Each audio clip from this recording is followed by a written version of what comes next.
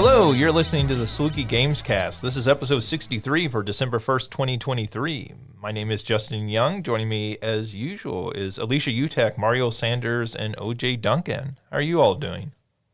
It's almost the end of the semester. Wait. You didn't say it's that time of the semester. Yeah, it is that time of the semester, and yet I'm not feeling that it's that time of the semester, which is a very welcome oddity. Well, that's great to hear. This is like the first time I feel like we've been doing this podcast where, 3 months out, you're not saying it's the time of the semester. I think I was saying it 3 months ago, but Thanksgiving break really, I went to a conference the weekend before Thanksgiving, and I got to see a lot of people from my master's program, a couple of friends from undergrad, and so getting to see all of them and be engaging with research stuff going on was very rejuvenating. And then coming back and having Thanksgiving break where I had, 4 more days that I didn't have to do anything was very nice. And weirdly, right now I'm like, okay, I'm gonna make it through. That's good to hear. 2 weeks left. We can do this. That's always good to hear that you'll make it through. Let's see. I think Thanksgiving break was really good for me as well. Just getting a lot of time to actually sleep for a change ended up being quite beneficial. And then came back, and then last night I went to see Marty Stewart in concert. So that was really exciting and fun. For people who don't know, Marty Stewart's probably most famous for back in the 90s. He had he was pretty big in country music for a short period of time. His career dates back much further than that. He used to be in Johnny Cash's band. He's known for doing everything from bluegrass to rockabilly to, kind of more traditional country. And, he puts on a great show. Just him and his band are just all amazing musicians, and you're kind of sitting in the audience, appreciating it, going, man, they make it look so easy up there. These guys are virtuosos, and they're just making it seem so easy. You feel like I could do that. Yeah. It's sort of I always compare really great musicians are really great professional athletes, and you watch a really great professional athlete, and they just make it seem so easy. You're like, why aren't they all doing what Michael Jordan does? They should just watch what Michael Jordan does and try to do that. And you watch somebody like that in concert, and you're like, well, why isn't every band just doing this? Why isn't every bar band just playing like this? And you're like, oh, because these guys are just amazingly talented. Mario, how have you been? I'm okay. I went up to the Philadelphia area for Thanksgiving, and it was good to be around family, but it's just a hard holiday, for everything that's gone on this year. Mm-hmm. Obviously I do have a lot to be grateful for and thankful for, but also just hard to feel that way. But yeah, it's going. 2 more weeks and we'll get through it. Yeah. It's funny, when you've had a loss in the family, those family holidays take on sort of a different feel for a while, at least, I think eventually you get back to the way you've been before and being able to appreciate the time in a more full way. But certainly you do feel that loss the first few holidays. OJ, you were talking to us before we went on air.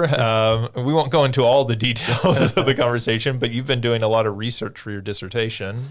Yeah, so I've been doing a lot of interviews, and I'm very, very tired, but I'm getting really good stuff from the interviews, so I'm very excited about it. But yeah, the whole week of Thanksgiving break, the last 2 weeks, I was just doing interviews, so I didn't really get much time off, even on Thanksgiving, because I was talking to a few people that didn't have family stuff that they were doing on Thanksgiving. So yeah, today's the first day, actually, I don't have an interview, and I don't have one tomorrow, but then the next week I still have quite a few coming in. And when you say you're doing these interviews, you said you've done something like 40 of them so far. How long do each of those take generally? The average is about 50 minutes. Some are only about 30 minutes, and some are an hour or a little bit longer. Okay, so that 40 interviews at about 50 minutes apiece. Yeah. That's a work week. Yeah, it really, really is. And so luckily I'll generally get a break in between them, but if they run the full hour, I set up my booking thing to give me 10 minutes after each interview, and it didn't do that. Ooh. So I have like 5 back-to-back sometimes. So luckily they don't usually last the whole time, but I've had like 2 or 3 in a row that lasted the full hour, and I had to end it. And so it can be a whole lot. That's when you're happy they're on Zoom and you can get up and like Yeah. get a drink of water. And Yeah. And then, because last week I was able to do most of them at home, but now I prefer to do them in my office. It's a little easier. Mm-hmm. Yeah. One of these examples I always give my students is years ago I had students who were planning an event, and they had planned it all out, and they said, okay, well, we're going to move from this to this to this. And I said, like, you don't have any time for people to get from one place to the other. And they're like, we know what we're doing. And I said, okay, I'm the one teaching the class. I might have personal experience with this before.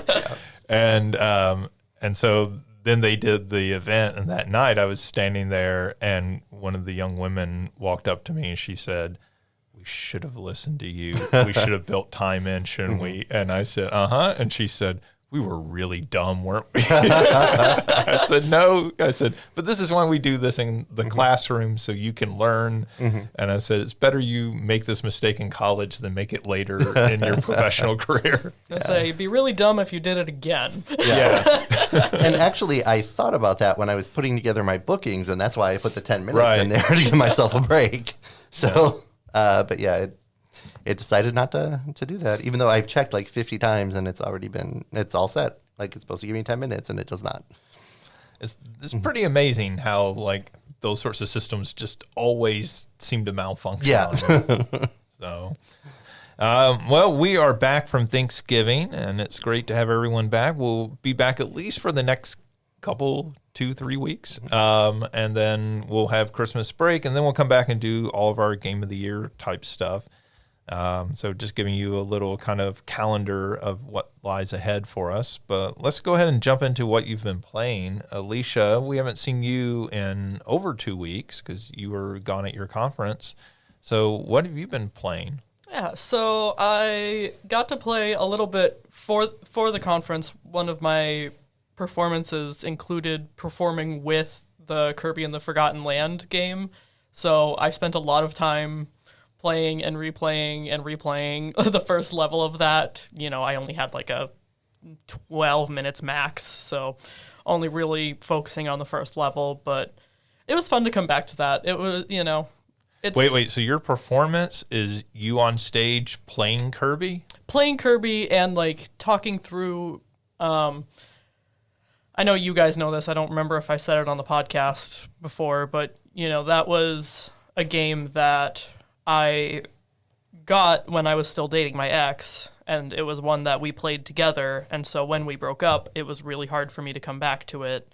And so within the performance, I'm playing through and I'm talking about kind of that experience, you know, losing it for so long because of that, and wanting to come back to it so badly because, you know, for so many years. This was actually my first Kirby game, but forever I've mained Kirby in Smash, and so, like, him being such a special character to me.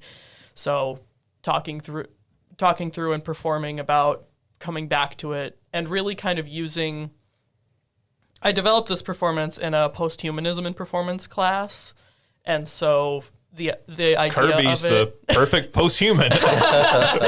well, so the idea of like decentering human beings as the end-all be-all, and so kind of this sense of like, you know, I'm not just talking through what I'm doing and talking over the game, but letting it perform with me. You know, moments where I accidentally walk into an enemy, I'm like, well, yeah, sometimes it feels like that. It do be like that sometimes in real life. And so that was a lot of fun. I was very stressed going into it because I had not played the game in a hot minute. And I think literally the night before, I spent like 2 hours just replaying level 1, trying to get it to a 10-ish minute segment where I felt like I was hitting things. Because the other thing with this is, I don't have a script. That way I'm performing with the game rather than using the game as an auxiliary to my performance. But that's interesting because you're doing essentially what they traditionally did at E3. You're like leading the audience through a demo, having played through it, and like kind of scripted out in your head to some degree, like this is the path I'm going to take, and here's the things I'm hopefully going to encounter as I do this. Yeah, and kind of having moments of like, when Kirby first sucks in an enemy, being like, don't worry, like the lore is technically that he spits them back out later. And then, when you get mouthful mode the first time, and I'm like, yeah, him sucking up a car is new. But also I'm not sitting there explaining, oh, that's Poppy Bro, and that's...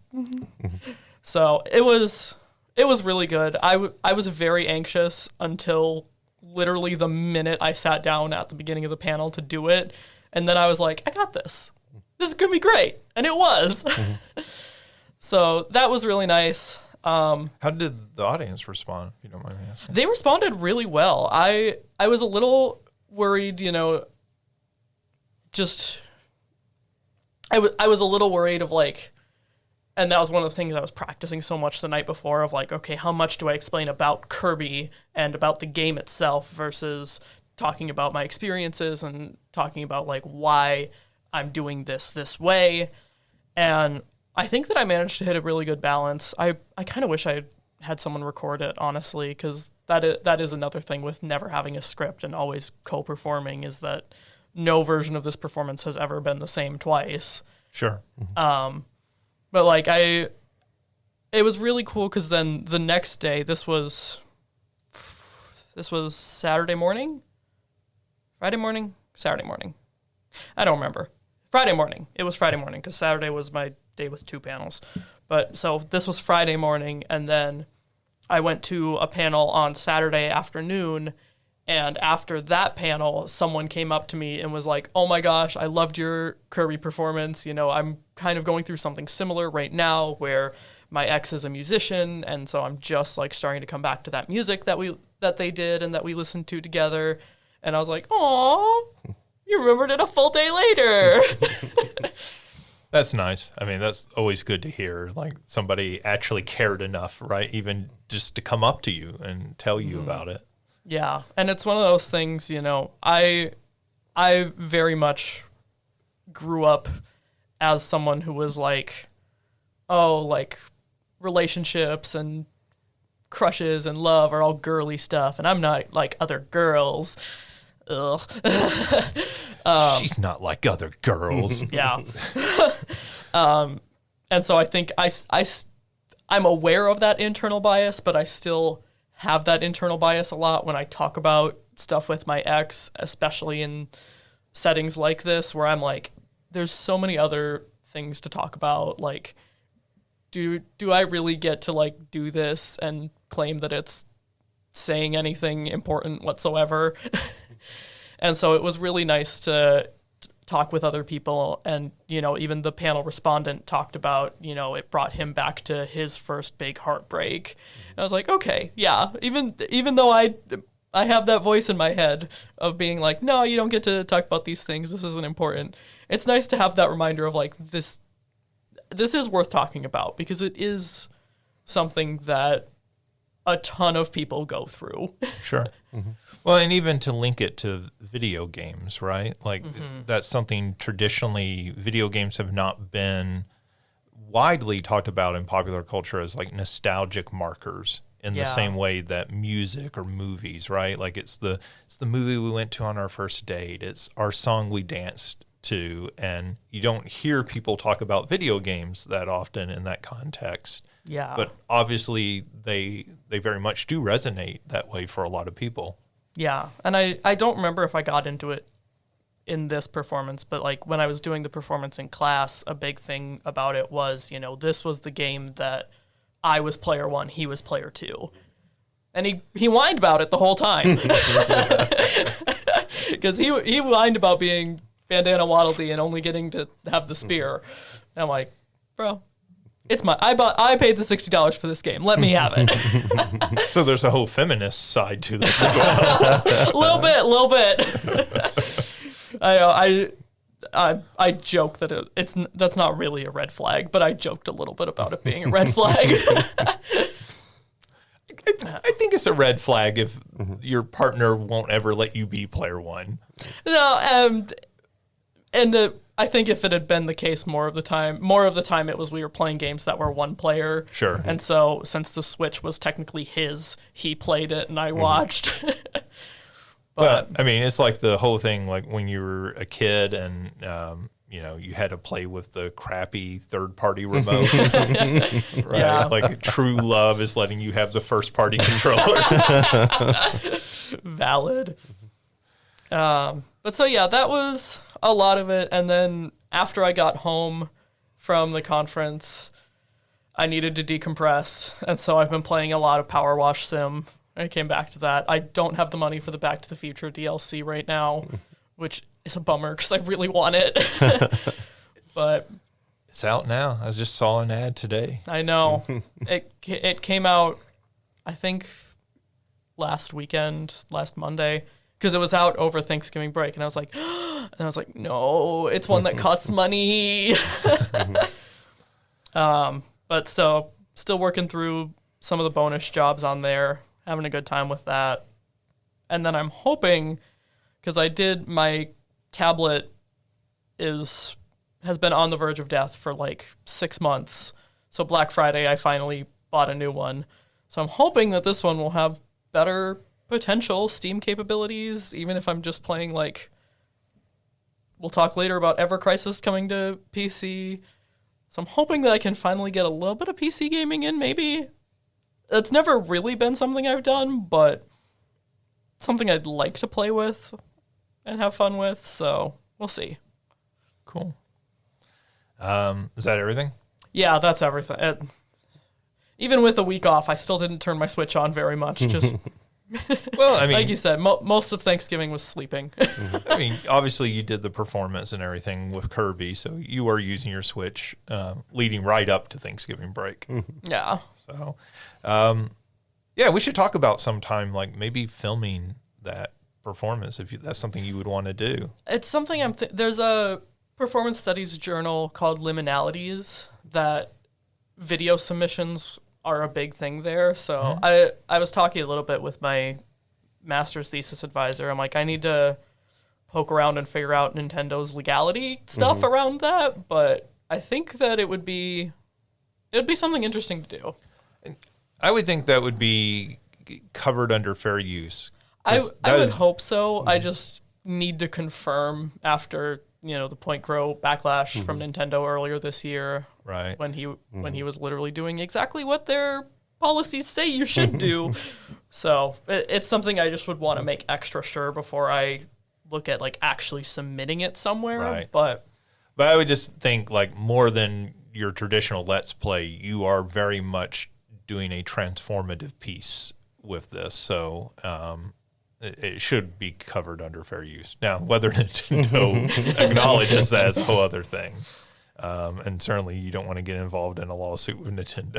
no, that sounds both exhausting and draining on so many resources, including my time, energy, and money. Nintendo says, good. That's what we just want to scare you away. We don't want to actually sue you. Exactly.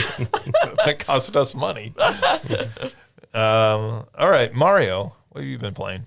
So this week, I played, to wrap up my friend's community event thing, played Final Fantasy IV. And I think that's the first numbered Final Fantasy I've completed. More commonly known in the U.S. as Final Fantasy II. Yes. It was really good. I mean, talking to people, while I was playing it, there were a lot of them that said, considered that to be one of, if not the best numbered Final Fantasies out there. And I can understand why. I mean, I've definitely like dabbled in other Final Fantasies, 7 and 10, 15 and 16. But to actually get all the way through it, I finished it at like 2 a.m. today because it needed to be done by the end of November. But there's if you started it, as long as you stream, as long as you finish it, sort of marathon stream style. But Started at 11:58 p.m. I think it was. Well, so he's East Coast time zone, and so I almost forgot about time zones because I was just like But anyways, yeah, it was a lot of fun. It has a good story, a lot of humorous moments in it. What was your favorite part of that game?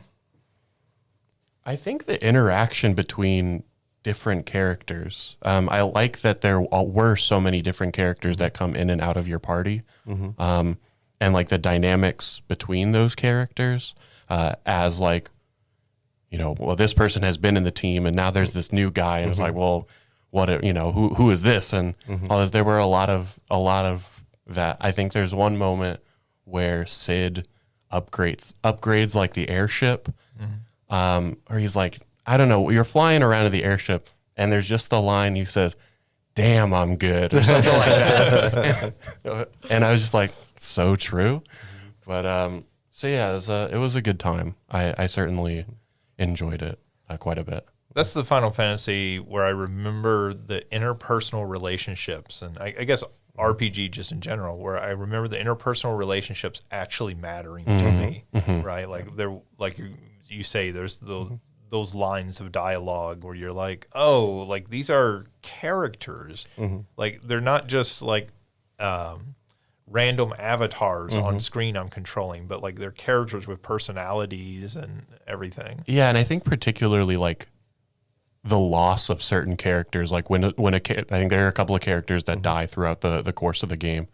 One of those late story things. Yeah, it was just it was like, oh, that like I felt that like that was meaningful, especially because some of them had been like in the party, so you had used them. They weren't just some sort of one-off side character that progresses the plot, but like they were an integral part of like your experience playing the game, and you're using them and how you would use them in combat, like in I think I have a decent amount of experience with RPGs, but not growing up. Like a lot of that has come later in life.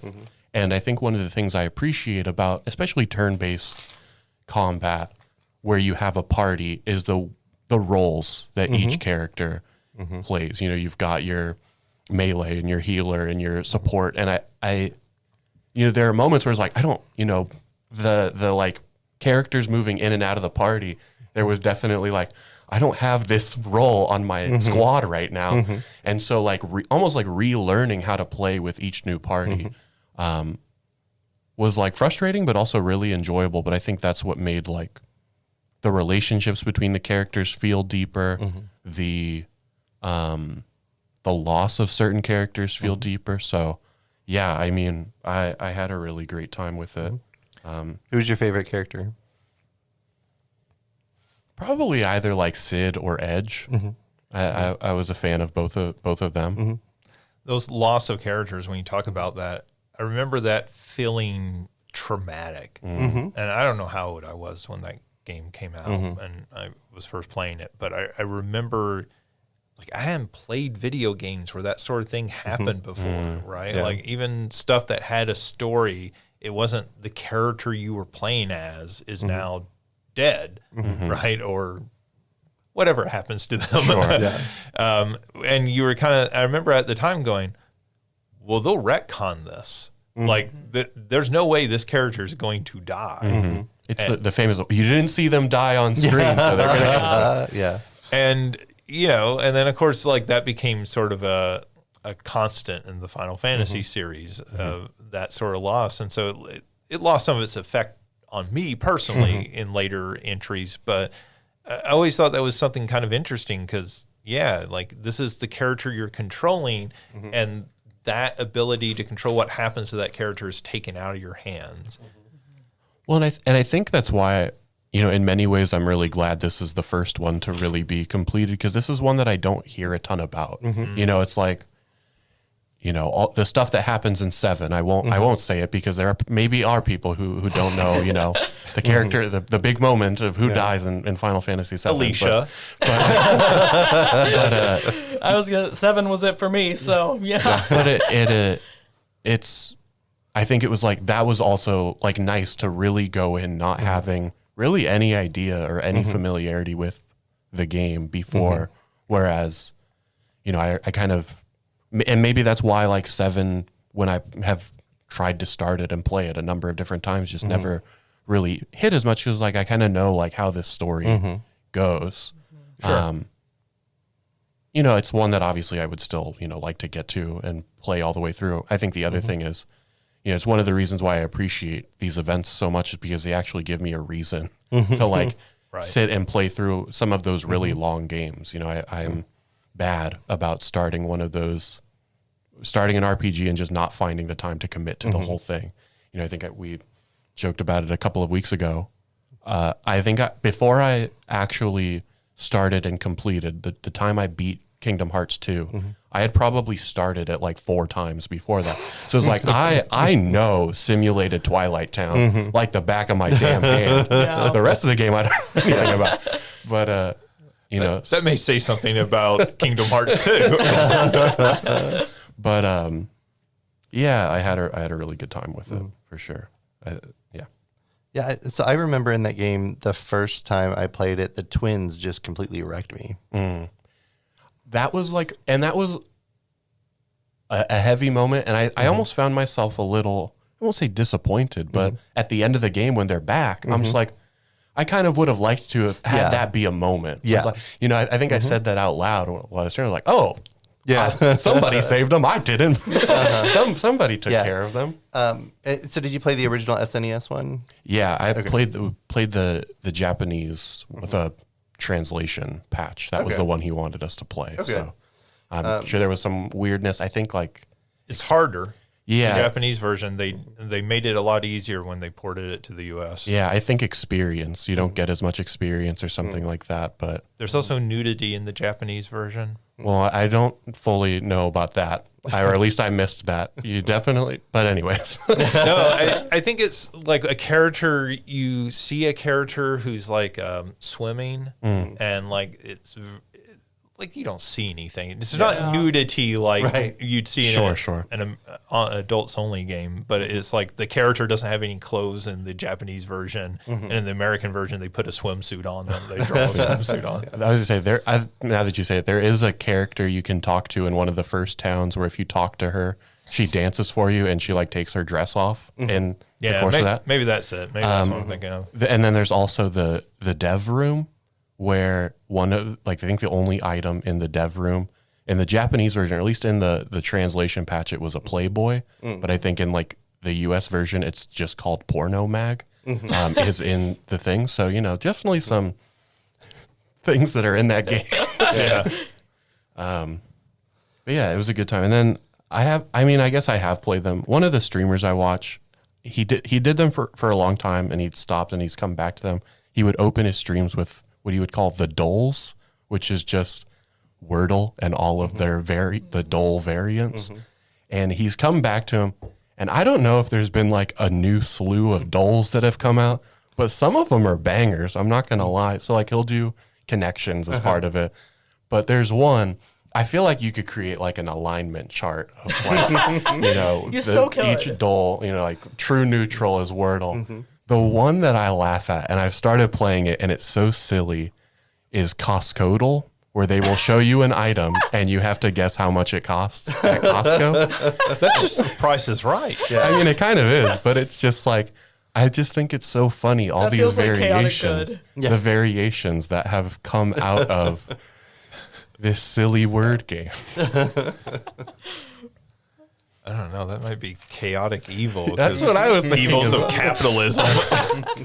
And then the other thing that's become really popular that's sort of in the same vein are like the sort of like Sudoku grid games. There's a lot of them for like basically every sports league where you'll have 3 categories at the top and then 3 categories on the side. So it might be like on the side you've got 3 different teams, and then on the top you've got like rushed for over 1,000 yards, through 15, you know, interceptions in a season, and was a Super Bowl MVP. And so it's like figuring out the specific players that fit those categories. There's one for Pokemon where it's I'd like say I've seen the Pokemon one. where it has like a particular typing, so you have to find like the typing sort of alignment or like the generation or the region alignment, and so is that like those old logic puzzles where it's like Bill Kind is of. twice the age of Sally, but Kind Sally of. I think is, it's more visual than a lot of, because my experience with a lot of those was that they're very like, here's a paragraph, and this is kind of a Punnett square. okay. yeah. So sorry for people who are listening, you're not going to be able to see this, but like I said, it's set up like a matrix, and so you might have This like is great podcast content. you might have like, Punnett squares. you Picture know. Punnett squares, but a 3x3. 49ers, Raiders, and so he's like MVP here, and so it's like you can't use like things within the same. So for Pokemon, it might be like normal type, and then psychic type, and Pokemon all with these wings. other things, and so it's like you have to find it. But then I think they consider it, or they tend to talk about it more of like a Sudoku puzzle because you can't use the same thing more than one answer. Yeah, if you Okay. use Pidgey as the Pokemon with wings, you can't also use it as your normal type Pokemon unless if it's that the overlap. I mean, you know me and Pidgey.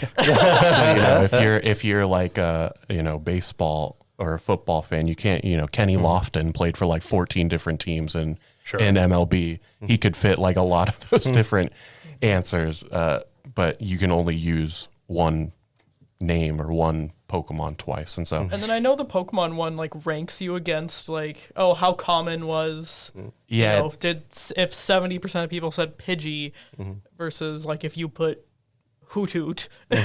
yeah, they all have like a uniqueness score that I don't really pay as much attention to, but I know there are a lot of people who certainly do care about that. But it is always, interesting to see like, 30% of people, this was the most popular answer. This was the least popular answer.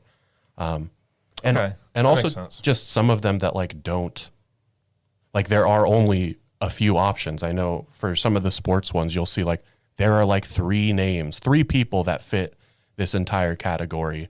Or, same thing I'm sure with Pokemon. There are only like 6 of all of the 7,000 Pokemon there are, fit this particular description. So I said, there's like a resurgence of the dulls in my life from watching, this streamer, do a bunch of them. So those are nice little 30 minutes a day to do 3 or 4 of them. I still haven't tried Connections, and I see everyone playing that. So I don't even know what it is, honestly, other than Download the New York Times thing right now and play it. Also good podcast while, content. while we're talking, should I narrate myself playing it?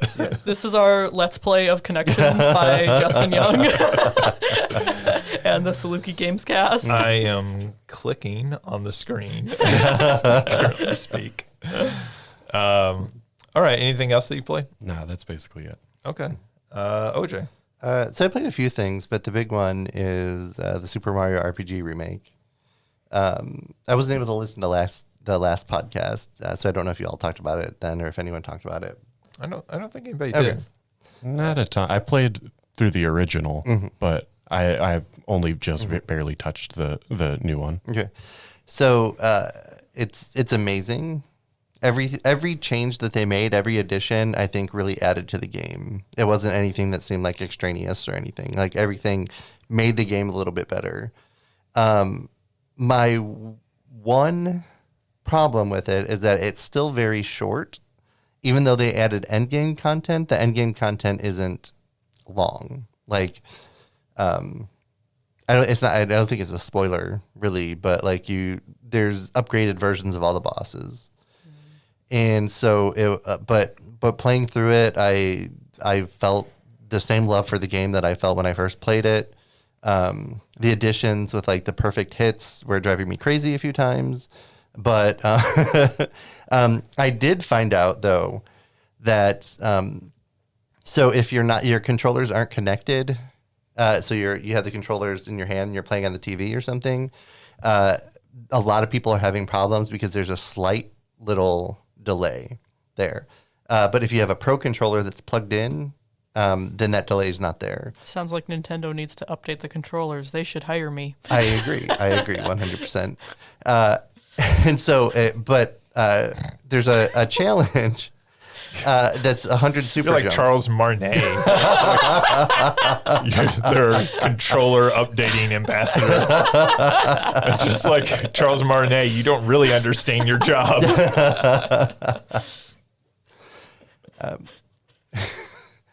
So there's 100 super jumps. So one of Mario's moves is a super jump, and you can do it up to 100 times, but you have to hit it at exactly the right moment. 100 times in a row on an enemy. In a row. In a row. Oof. In a row. Yeah, I don't say it's a 5-frame window. I think it's 4, actually. 4 frames. Okay. The original, it was 3. I know Yeah. that it was, Yeah. the smallest fraction of a second possible Yeah. longer to get it on this one, but Yeah. And so on the original, I did it. It took time, but it was bad. There's 2 things that make it annoying. One is that the window is bigger the first, it gets smaller and smaller up until you hit 14, and then it's the smallest it'll get, where it's like 4 frames. And it was 3 in the Super Nintendo and 4 in this one, so it's a little better. But in many ways, sorry to interrupt no, you. go ahead. In many ways, it might be even harder though. Like if this game is running at 60 frames a second, Yeah. which the original was probably 20 or 30. Yeah. So it might, there's certainly reason to think there's a reason for that increase in yeah. frames. And probably should have been a little more. And so I was doing it, and I got to 99 one time. I was just about to had it, and then the dog that was sitting next to me decided to bark at something, threw me off, and I lost it. Oh, no. And I've not been able to get past 40 since then. So I gave it up because I did everything else in the game except for this. Now, when you do that, you get like a super suit, which is the best armor, but I beat everything without it, so I didn't really need it. But I was so mad. Like, I'm not a huge fan of the dogs anyway. And then I was like, oh, Can we have a health check on the dogs? the dogs are fine. They're lucky they're cute. I was ready. OJ did not agree. OJ's like, I don't even know if I can say that. Yeah. But I was so mad, because I'd been doing it for like an hour or 2, and I took a break and came back, and I was like, yes, I'm doing it. And then I was so mad. But Mario games have not been kind to OJ this I know. year. Wall And- jumping, super Yeah. jumping. yeah, and so I'm realizing with this too that my reflexes aren't what they used to be, because I did do it fairly easily on the Super Nintendo, and people are saying it's easier when I'm seeing them doing it. But also everyone's doing a Pro controller too, and so even with the regular controllers connected to the Switch, apparently there's a tiny little bit of a delay there. But yeah, with that wall jumping and then this, I'm just like, I don't want to play another Mario game ever. They can stop. I can, you and I are the same age basically, and so I can agree with the reflex thing. And it's one of those things that just in the last couple of years, it's really hit me that my reflexes just aren't what they used to be. And when I go back and play old NES games, I'm like, why is this so hard? This used to be so easy. Yeah. And I'm like, oh, right. I'm just slow. And, and you don't realize it, right? Because it's that twitch reflex that has just slowed down just enough to make things slightly harder than they used to be. As someone with already bad reflexes, I'm afraid. Maybe it'll go the opposite direction and you'll get better as you get older. You play Pokemon, it'll be fine. It's turn-based. But yeah, so the battle system in Super Mario RPG has always had, if you hit the button at a certain time, you'll either do extra damage or you can block and take less damage. With this, if you hit it perfect, exactly perfect, you'll do AoE damage along with extra damage, or you will take 0 damage. With the exception of AE stuff you can't dodge. There's a couple other things you can't dodge, but most of them you can. I think that was a big improvement to the new version. The fact that you could block a lot, single target magic attacks. Yeah. That you could not block in the original. 100%. It made it so much better. The the problem is that not a problem actually. I think Nintendo did it really well. Is that a little exclamation point will show up when you're supposed to hit the button to teach you when to do it, and then it goes away. But if you miss it repeatedly, it comes back to be like, oh no, hey, here's where you're supposed to press it, which I think is fantastic, especially because I would just lose it. Like even mid fight, I was like, I got it 5 perfectly, and then it's like, wait, where what am I doing? But no, I really think it really, really added to the game. It didn't make it easier by any means, but so it sounds like you need to give low level a try then. So are you familiar with the low level run? Yeah. Basically, for those who don't, there's a gem that you get in the game, the lucky jewel, where you use it and it creates a mini game where you have to find Yoshi. It's basically double or nothing on your XP. And so you purposefully lose that mini game after every fight so that you don't get experience and you beat the game at the lowest level possible, which is basically level 3. Yeah. So yeah, I mean, there you go.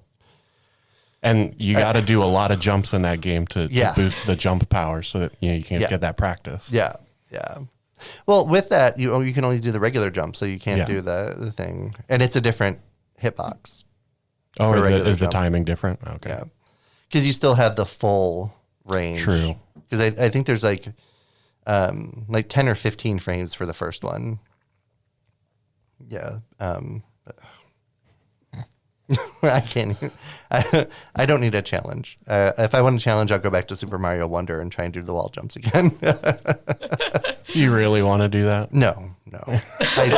It is kind of funny. Like, I mean, Mario games are designed for kids. Yeah. And they're just tormenting you this year. Honestly, I've been talking to people and I'm like, hey, I'll clean your house if you can do this wall jump level for me. Like, hey, if you can I borrow the game? Give me some time. I'll practice. I was actually going to bring it in and show you all, and then forgot. But yeah, so watching it, and I looked at videos, I read all the things. There's a very specific enemy. So like the spiky enemies, you can't jump on; they don't take damage from it. And there's one where it's the farthest down on the screen you can get, so you can see your entire body coming when you're jumping. But it's like the very instant that your shoe hits their head is when you have to hit the button. And sorry, I will talk about this for like 3 years if I don't stop. So. Yeah, but we're gonna check back in on December 1st, 2026 to make sure you're still talking about it. Yes. But otherwise, I think it's fantastic. I think it's worth the money to buy it. If you haven't played the game before, you can probably skip the original and just play this because I don't think you're really missing anything. And it has a little bit added into it. The special Final Fantasy fight was great. Yeah, the only real difference seems to be, I mean, just the style of the graphical presentation, right? Because even the old music is selectable as an audio track in here. Yeah, because you can play them like right after each other too to see the differences. It was really interesting. Yeah, and it seems like, I mean, from what I've seen, I haven't played the game yet. It seems like the graphical update, while it loses that really distinct look that the original had, that sort of SGI look that it and Donkey Kong Country had. It looks really good still. So like it's not like it's disappointing how it looks. Right. A beautiful game. I think that's what Nintendo does so well. You know, they're not ever going for that realism in the graphics, but like that doesn't mean that they're not that they don't pay attention to, that they don't care. Yeah. And can you imagine a realistic Yoshi? Oh my God. Well, yeah, we saw it in the movie. It's just a dinosaur. His tongue coming out, licking over. We have seen realistic Mario. Yeah. Hey, it's me, Mario. We have his realistic voice. Spent my whole childhood jumping on Koopas. But yeah, the graphics and the music stayed true to the original. They're beautiful. It's wonderful. You can skip the Super Nintendo version, honestly, and play this one, and I don't think you'll lose anything. And I haven't played this one, but I have played the original Super Nintendo one, and it's just a great game. Yeah, it really is. I mean, it's probably one of the most accessible Japanese role-playing games. So like if you're somebody who's intimidated by role-playing games because you haven't played them before, this is really accessible. Yeah. This is designed for people coming new into the genre. So like this is like even more than something like Final Fantasy IV. This is the place to start with this kind of game. Yeah, I think that's, one of the things people have always talked about, that I imagine Super Mario RPG and Pokemon are like the entry point into turn-based RPGs. Yeah. And I think that's why they've stuck so much, or why those games have continued to be so successful, because they're really accessible to just about anybody. Yeah. And I noticed something too, because some of the special moves you have to repeatedly tap A. And if you remember, I was complaining about Mortal Kombat when I couldn't do it. I couldn't do it on this game either. And I think it's just because of the Switch controller. I really don't like doing it. You mean there's something that wasn't Mortal Kombat 1's fault? I know. That sounds like a win for Mortal Kombat. Yeah. We'll take whatever wins we can get. But I tried a couple of other games where I had to continually tap it, and like using like the PS5 controller, and it was fine. So this was actually the Switch controller's fault this time. That doesn't fix anything else. It sounds like history is going to be kind to the Switch version. And more 5 years from now, we'll look back on it. That game. OJ's first impressions way too hard. Time heals all, right? So MK1 on the Switch should be the entry level fighter game for people. is what we're saying. I wouldn't wish that on anyone. Yeah, me either. And then, so also because the Super Mario RPG was very short, I wish there had been more content at the end, but also it stays very true to the original. So I won't complain about it. And then so I started playing on the Switch on the SNES emulator Breath of Fire, which is an old favorite that I played, but I don't think I never played it on an emulator. So last time I played it was on a Super Nintendo, and it's annoying how they don't tell you what to do. Like I had to look up a guide to figure out a couple of things. And I forgot that games used to be just like that bad, because like I'm so used to like games being like, oh, hey, you have to go here. Here's where it is on the map. Go and do this. And go pick this up. And then I was like, what? Press X. Yeah. Press X now. Yeah. Why aren't you pressing X? Yeah. And then I'm like, what am I supposed to, like, there's nothing that tells me where I need to go here for this next thing. The signposting in old games is really bad. Oh yeah. And it's like, it was hard to hold it against them, just that's the way the games were made. Yeah. But Particularly RPGs. yeah, absolutely. Like that era of 16-bit RPGs are, some of them inscrutable. Like if you don't have that past experience. Yeah. Right. Well, I think it's really interesting when, you hear about, Miyamoto's sort of inspiration for making the original Legend of Zelda was like, that was the reason, was because he just wanted people to explore and really find it on their own. But I think as we've become, games have become, this sounds negative, more hand-holdy. I don't think that's a bad thing, but like the guidance that a game offers you is like so much more. Going back to those games can be like, what the heck am I supposed to do? Right. Yeah. Well, I think I talked about, I even had some of that with Earthbound when I was playing it this summer. I was like, what am I doing? Yeah. Yeah. I may have told this story on this podcast before, but I still remember my cousin renting Rambo for the NES when we were kids. And he came over and he said, I rented this game, but it's like broken. I can't do anything. And so this is at the time where, like, if you got an instruction manual, it was like one of those photocopied ones. Yeah. This did not come with the photocopied instruction manual. And so, like, if you play Rambo for the NES, it's not what you think it's going to be. You think it's going to be like a Contra ripoff. It's not that. It's much more of kind of like this open world, like proto-Metrovania game.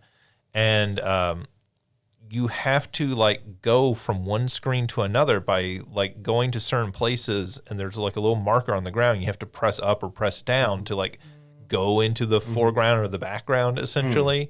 And there's no like indication that's what you're supposed to do. Yeah. And so he couldn't get past like the first screen of the game. And he was just like incredibly frustrated. And so like finally we just figured it out like through trial and error. But like that was very common. The Goonies game, Goonies 2 on the NES, right? Like you have to hit random walls to reveal like doors and like items that you need. The game does not tell you that in any way, and you just have to figure that out. And you compare that to modern games. Modern games are much more accessible. Yeah. So I remember when I got a Nintendo for Christmas, the game that they got for me was Dragon Warrior, and I loved it. But in Dragon Warrior, there's a part of the game where you have to go in the middle of a swamp, which if you go into a swamp, it hurts you. And you have to go in the middle and on this one specific square of the swamp and then press the button and you find a tablet.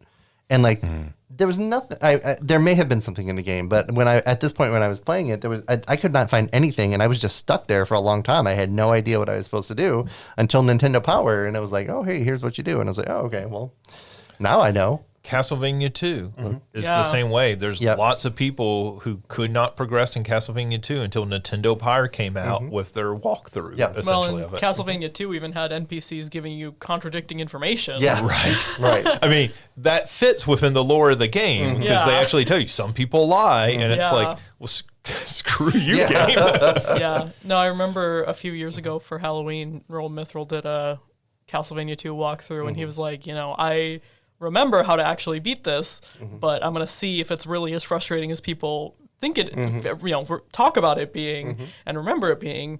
And he only did run into one thing where there was no NPC that actually gave you accurate information, but it was just like, dang. Yeah. Well, and even the stuff that they do give you is often like so vague that if you didn't know it already, it would be almost impossible to figure out. Yeah. Yeah, I know for me that was playing the original Metal Gear. Just like, all right, got to blow up this wall right here. That's the one you got to blow up. But I will never forget my friend playing La Mulana, which is just like a intense puzzle game. It got to the point where it's just like, all right, I just use this item on every pixel you can. On the screen. Use it on every screen and every spot on the screen that you can. Yeah, a lot of those old Sierra games were like that, where it was just, I'm going to randomly click everywhere on the screen, and I'm going to randomly try to combine every item, because like, who knows? Yeah. Something will work eventually, right? Well, and the logic in those games, like, it wasn't actual logic, right? Yeah. It would be like, well, you have to combine this telephone with a water bottle, and that's how you call the sewer man, and you're like, what? Like, I guess phone and water, that sort of makes sense. And so like the Monkey Island games embraced that though, being weird. So that I appreciated them for it. Other games though was ridiculous. I feel like Lucas games were better than Sierra games with having more of a at least internal logic to the games. Yeah. So is that everything? I started playing the remake of Star Ocean 1, which is great. This is the one that's 2D, 3D? Yeah. Or HD 2D? Yeah. And so it's great so far. I played Second Story a long time ago, but that's the only Star Ocean game I've really played. But I remembered liking it, so I was like, well, I'll just play all of them on the PS Plus membership. And so, like, it's okay so far, but also, like, I forgot how annoying it is to level up every skill for everybody and like just having to get all these skill points and be like, oh, we'll do determination first, so everything else is cheaper, and then do so there's a lot of grinding in the game, which I'm kind of okay with because I can do other stuff while I'm grinding too. But I put it down for Breath of Fire because I needed a little bit of time away from grinding, which Breath of Fire needed too. So it's fine. So just jumping from one grindy game to another. Yeah. All right. Well, so it was Thanksgiving break. I did take I did travel and I took my Steam Deck with me. So on that, I did play a couple of new games, or newer games, I should say. So I played Diablo 4 because the Steam sale was going on and they had a free trial of Diablo 4 for a week. So I did play a bit of Diablo 4. How to talk about this game? It's Diablo. I don't think I'm a diehard enough of a Diablo fan to tell you interesting things that separate this from previous Diablo games. I think it's a very good Diablo game. I think it they've obviously, like we talked about this in the lead up to the release, they've moved back towards that sort of, medieval horror vibe of Diablo that I think 3 moved more towards the sort of fantasy vibe, which, obviously there was a big backlash against that. Yeah, it plays well. It's fun. I feel like this is a game so last episode when Christina was on, I forget if it was her or Scott. One of them, I feel like, said this is a game that we're going to come back to in 2 years. Yeah, I think Scott was talking about it. It was just, and that's what I was just about to say as well. And so maybe it was from that conversation. They were like, this is it's early on in Diablo 4's life still. Whereas I guess I think about Diablo 3. That game was maybe at its peak 6-7 years after its release. Right. Like, those are games that have a very long lifespan, and they're more of maybe a slow burn in terms of really getting the full value out of them than other games that it's sort of we play it right now as soon as it comes out. Yeah, I think maybe it was Scott because he was talking about Diablo 3 had 30 plus seasons, and we're on season 1 of Diablo 4, and that this is just not as developed of a game, not as, expanded. And so, I just think Diablo games are fun games they're fun podcast games, to be honest with you. I don't care a whole lot about the story or what's going on. They're, the original Diablo 1, Diablo 2 were fun games to set at your computer and just click. And maybe you have music playing in the background and everything. So that this is, pre-podcast era. And so you'd have a CD playing. It wasn't even MP3s. And you would just sit there and click, and you just wasted time, right? They were like prototypical clicker games. And then by the time Diablo 3 comes along, it's like, okay, they tried to do all this extra stuff, but what people really want is they want to set and click. They want to have that same experience. And playing Diablo 4, it's like, okay, we're back doing this again, right? And it's a really good game of that. I think the problem with this, and I think it's the problem that maybe Scott was kind of talking about, and I think Christine, when she had come on and talked about the first time, is there's nothing in this game that just wows you. And it's a much better one of those games, right? The graphics are better, the user interface is refined, so it's better, but there's nothing in the way that, say, maybe it sort of feels like another new Super Mario Brothers, where you're like, this is good, but I've done this before. And whereas Super Mario Wonder comes in and you're like, okay, wow, this is new and different. This feels like a progression of the formula. Where, we talked about the new Super Mario Brothers games have kind of run into that problem of, I am playing the same game over and over again, and they're good, but I'm just not as interested anymore. And I feel like that's the problem that's hitting Diablo 4 right now. And I think it's why people in a year where we've had, a Zelda that broke all sort of ground, and we've had Baldur's Gate 3 that broke all sorts of new ground, that Diablo 4 feels like underwhelming, even though it's not a bad game. It's like your stereotypical 8 out of 10, which is maybe the worst a game can be, because it's it's good, but it's not going to stick with you. It's like a 10 out of 10, or in many ways, I'd rather play a 5 out of 10. If it's going to be I'd rather just be a train wreck. You'd rather it be Mortal Kombat 1 on Switch. At least that's going to stick with you in some way. Yeah. And I think that's a good way to talk about it, but it is more like an 8 or 8.5 out of 10, and not the 7, which is that very sort of mediocre, Sure. It's not a bad game, but there's nothing amazing about it. I feel like if we had never played a Diablo game or a Diablo clone before, and this game came out, people would be losing their minds over it. But because we have, it's, what is that Diablo clone? I can't think of the name of it right now. That they put out a couple of those, but Torchwood. Oh, okay. Yeah. The first Torchwood game is fantastic. And then they put out a second one, and it was a better version of that. And it felt like nobody cared. Like that second one came out and just disappeared. It felt like almost overnight. And I played a lot of the original, and I played almost none of the sequel.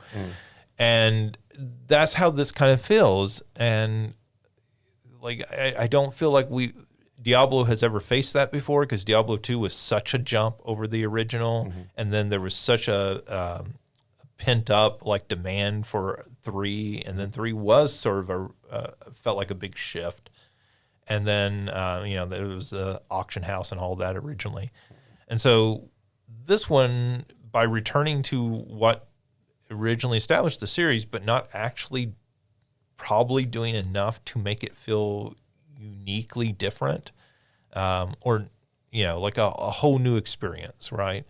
I think it kind of suffers for that. And so it's kind of a weird game, because it's a very good game, but after playing it, I understand why it has suffered this year in comparison to a lot of these others. Yeah, and in a year like 2023, in any other year, it's probably a game that you'd recommend quickly, but in a year like this, it's like there's like 10, 15 games. You're like, play Diablo, but play these ones first. Prioritize playing Baldur's Gate or Zelda or Wonder, a lot of these other things that we've talked so much about.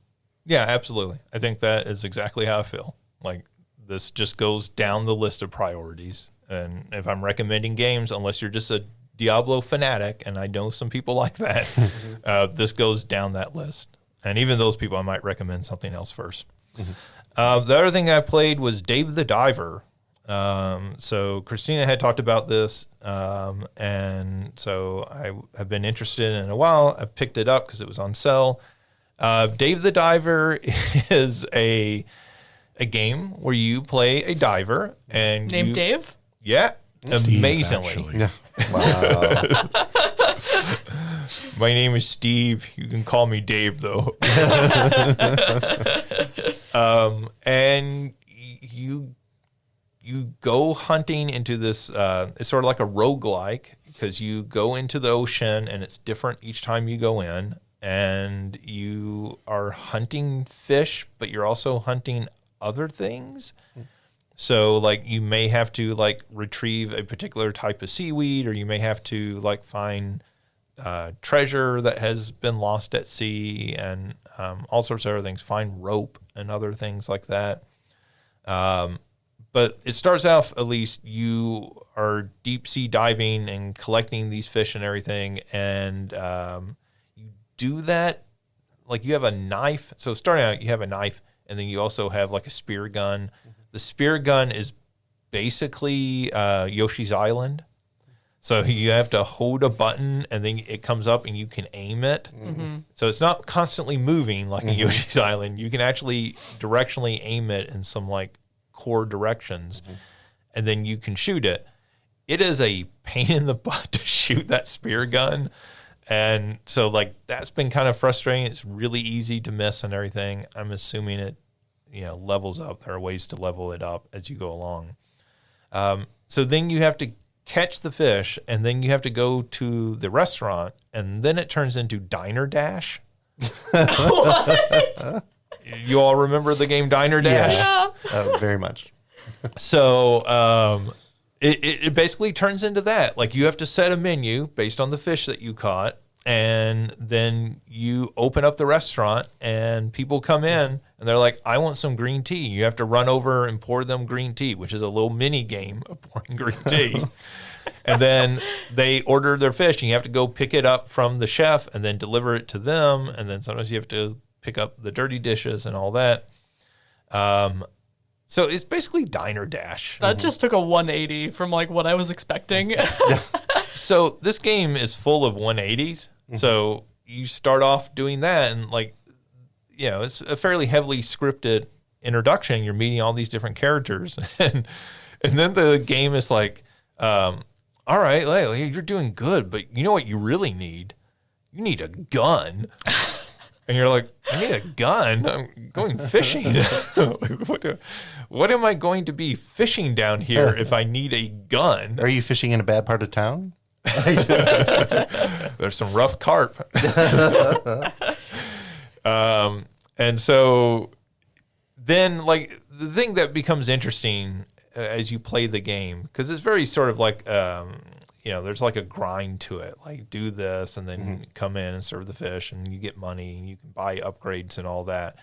But as you go along, like, it starts to reveal more of the story, and the story starts to get, like, weirder. And I guess I don't want to spoil, like, where the story goes, but let's say there's some fantastical elements that you start to discover under the sea. It's really interesting that you say that, because when you first said, like, you're hunting fish, but you're also hunting other things, I was going to joke and be like, are you talking, like, treasure or Cthulhu? So I'm intrigued that there's now a fantastical element. Well, I haven't met the big C yet, but I'm not saying it's not down there.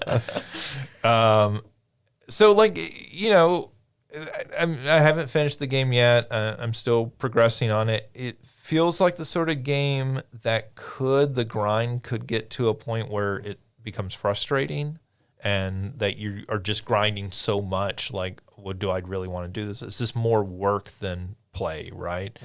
And we talk about that. Something like Power Wash Simulator, which is very much this game simulating doing work, could very easily turn into feeling like work. And that game, for whatever reason, manages not to. This game feels like it could fall into that trap. So far, it's avoided that because there's just so many story beats, and you're always doing something new, and getting a new task and everything. And because of that, it's felt fresh as I've been playing through it. But I could see that danger in the late game. Yeah, I haven't played it. I considered picking it up because I saw that it was on sale. I've watched somebody play it, but I think that's where it was for me. I was just like, is this going to be is there enough variety in the, what you're doing? And I think that you talked about it a number of weeks ago, I think on an episode that I wasn't around. That's kind of how I felt with Dome Keeper. Sure. It was just like, it's fun. There's nothing wrong with it, but it just gets a little samey. And so that's kind of why I was hesitant to get it. Do you think that's a fair comparison in terms of, like, obviously there's, I think, more to do, and the differences in, the way you play the game in Dave the Diver are not the same as Dome Keeper, but right. Is that a fair, from somebody who's never played Dave the Diver but has played Dome Keeper, you think that's a fair, like, why I would feel that way? So I think they're the same type of game. Sure. In that, right? Like, you're building and upgrading things and then going out and searching, and and Dome Keeper is a very fun game, but yeah, I mean, like, that fun wears out at some point, right? Like, I mean, that seems to be the experience that you're having. Like, yeah, it got to the point where I was like, yeah, it's just, okay, the next run doing the same thing. And so maybe, the variety in Dave the Diver stifles some of that, or, add some longevity to that. But I guess I'll be interested to see how you feel about it if you can keep playing it for another week or two. Yeah, so far, I will say that there's more variety. Mm-hmm. In the early going of Dave the Diver, there's more variety that has kept me more interested than Dome Keeper did. Mm-hmm. I really like the gameplay of Dome Keeper. I might actually like the gameplay more. Yeah, I really liked Dome Keeper. This is not, I'm crapping on Dome Keeper. I think Dome Keeper is a lot of fun, but I think that's why I fell off it more quickly than I would have thought for how much I enjoyed the gameplay. Yeah. They're very similar games. I do think this is doing better so far at, like, adding more interesting things going on and making you want to continue to progress just for the story.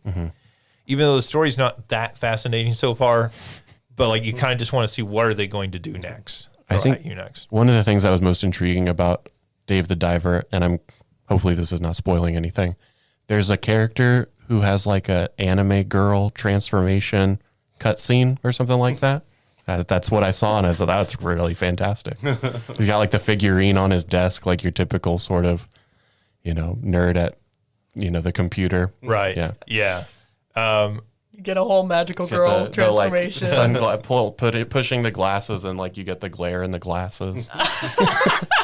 That's great. There's also a university research student who's like really kind of bossy and abusive towards you, and she's great. And I'm sort of thinking like, yeah, this seems like some grad students.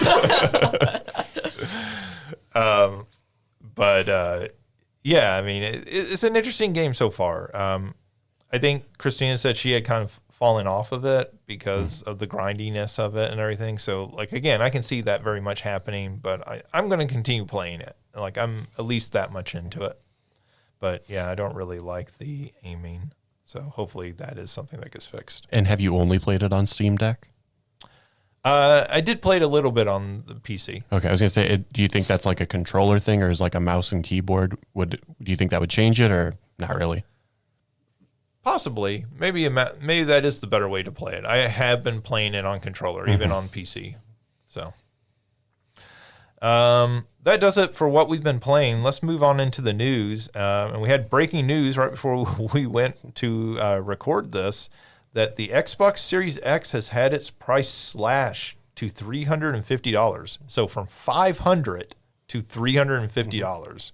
Now That's crazy. They were already selling it this, Black Friday and everything. You'd see it for like $450. PlayStation moved to match that, so they were selling some PlayStation 5s different places at $450. But this, and then they just knocked another $100 off it. And you saying that is like, there's a little bit of a scumbaggery. Like, we're going to do this right after Black Friday. Right after everybody buys what they think is the best deal. Yeah. So when I actually saw this news online, I was like, well, that can't be real. Like, that's way too much of a cut. I mean, like, is this article a week old? Is it just popping up now? Well, I mean, you have to think that 1 terabyte version of the Series S was selling at $350. Because the Series S with the 500 gigabyte hard drive was $300. Now, you could get it cheaper than that. You could get it down like $250, as cheap as $200. But when they announced that 1 terabyte version of the Series S, that was $350. So they are now selling the X at the same price as the S, which, if you have any doubt at all, buy the X over the S. It's more powerful. It has a disk drive, and it has a terabyte hard drive in it. So there's no reason. And they just introduced that 1 terabyte model this year, right? Yeah. So that's weird to be down this low already. So this goes for the plain X model, but it also the one that's bundled with Diablo 4. And despite what I just said about Diablo 4, that's a fantastic deal to get the game with it. So I will say, after reading this, while we've been doing this podcast, I bought one. So I'll be picking it up after. I saw you taking out your wallet, and I was like, no. Yeah. OJ, right before the show, I really shouldn't be. Yeah, but I did. So I'll be picking it up after the show today, after the podcast. All right. Well, congratulations, OJ. Thank you. Congratulations on your new Xbox Series X with Diablo 4. Thank you. I am a bad influence on my colleagues because over Thanksgiving, they had a PlayStation 5 for, I forget if it was the $450 price or maybe it was a little bit lower than that, but it was with Spider-Man 2.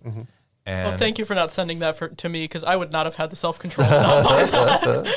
I sent it to Christina, and then she wrote me back and said, okay, I ordered it. So, yes, I am a bad influence on people. I will say, so I'm poor and I can't afford it, but Affirm is, I was just looking to see if it was at the Walmart, and it was, and then it was like, you can pay with Affirm. It's only $23 today. And I was like, okay, fine. I mean, I'm still paying the same price, but yeah. You can split it up over time. Yeah. I will say, too, for Christina buying the PS5 with Spider-Man, I think as faculty, she makes more money than me, so hopefully it's not so. Yeah. I hope so. She better.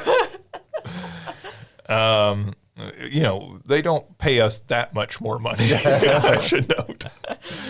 But anyways, so well, congratulations, OJ. Thank you. But this is an amazing price.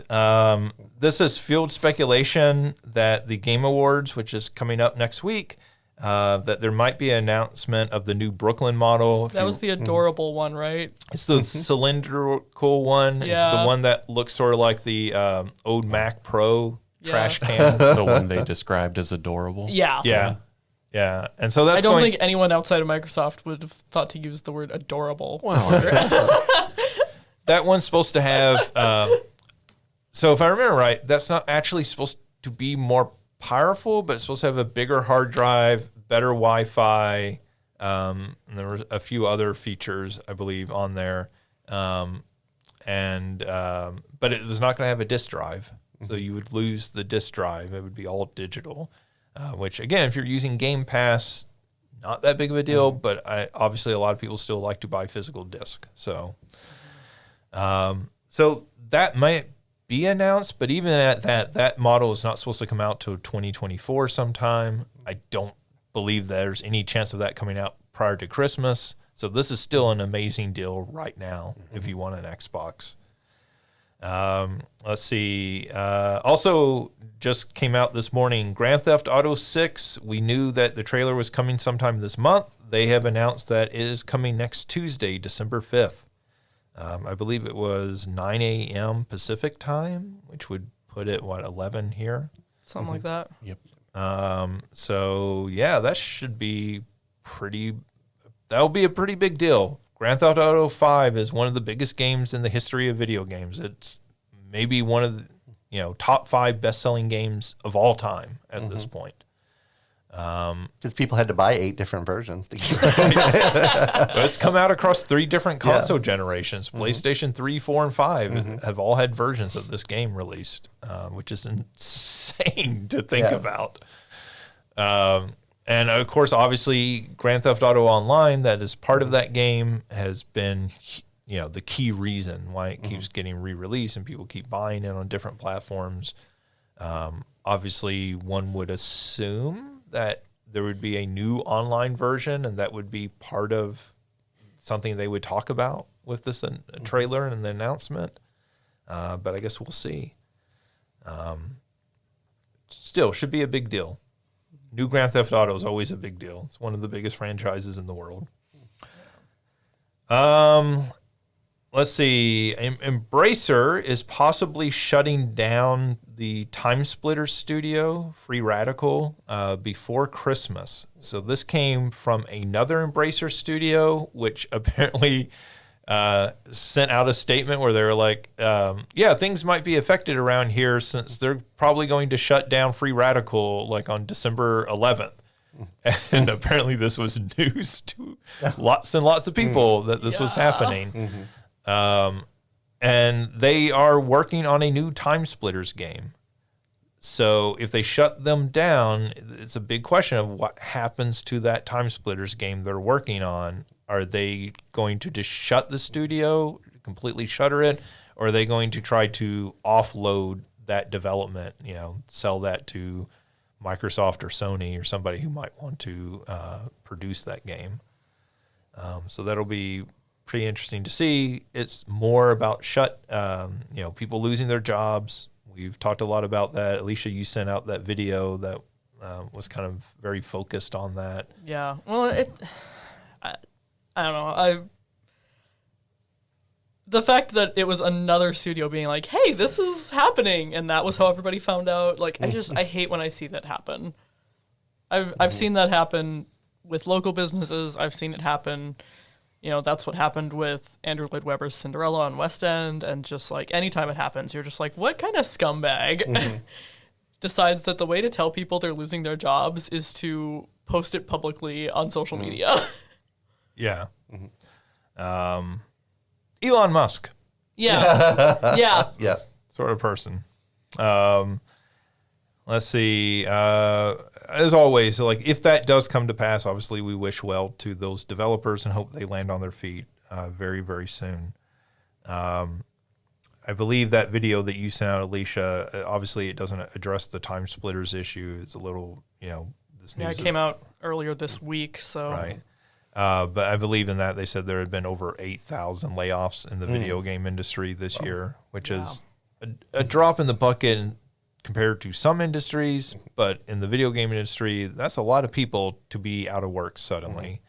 And, it's not always easy for those people to just say, well, we're just going to go form our own studio now and make our own games. Like you have to have capital to do that sort of startup. People have to have money to eat.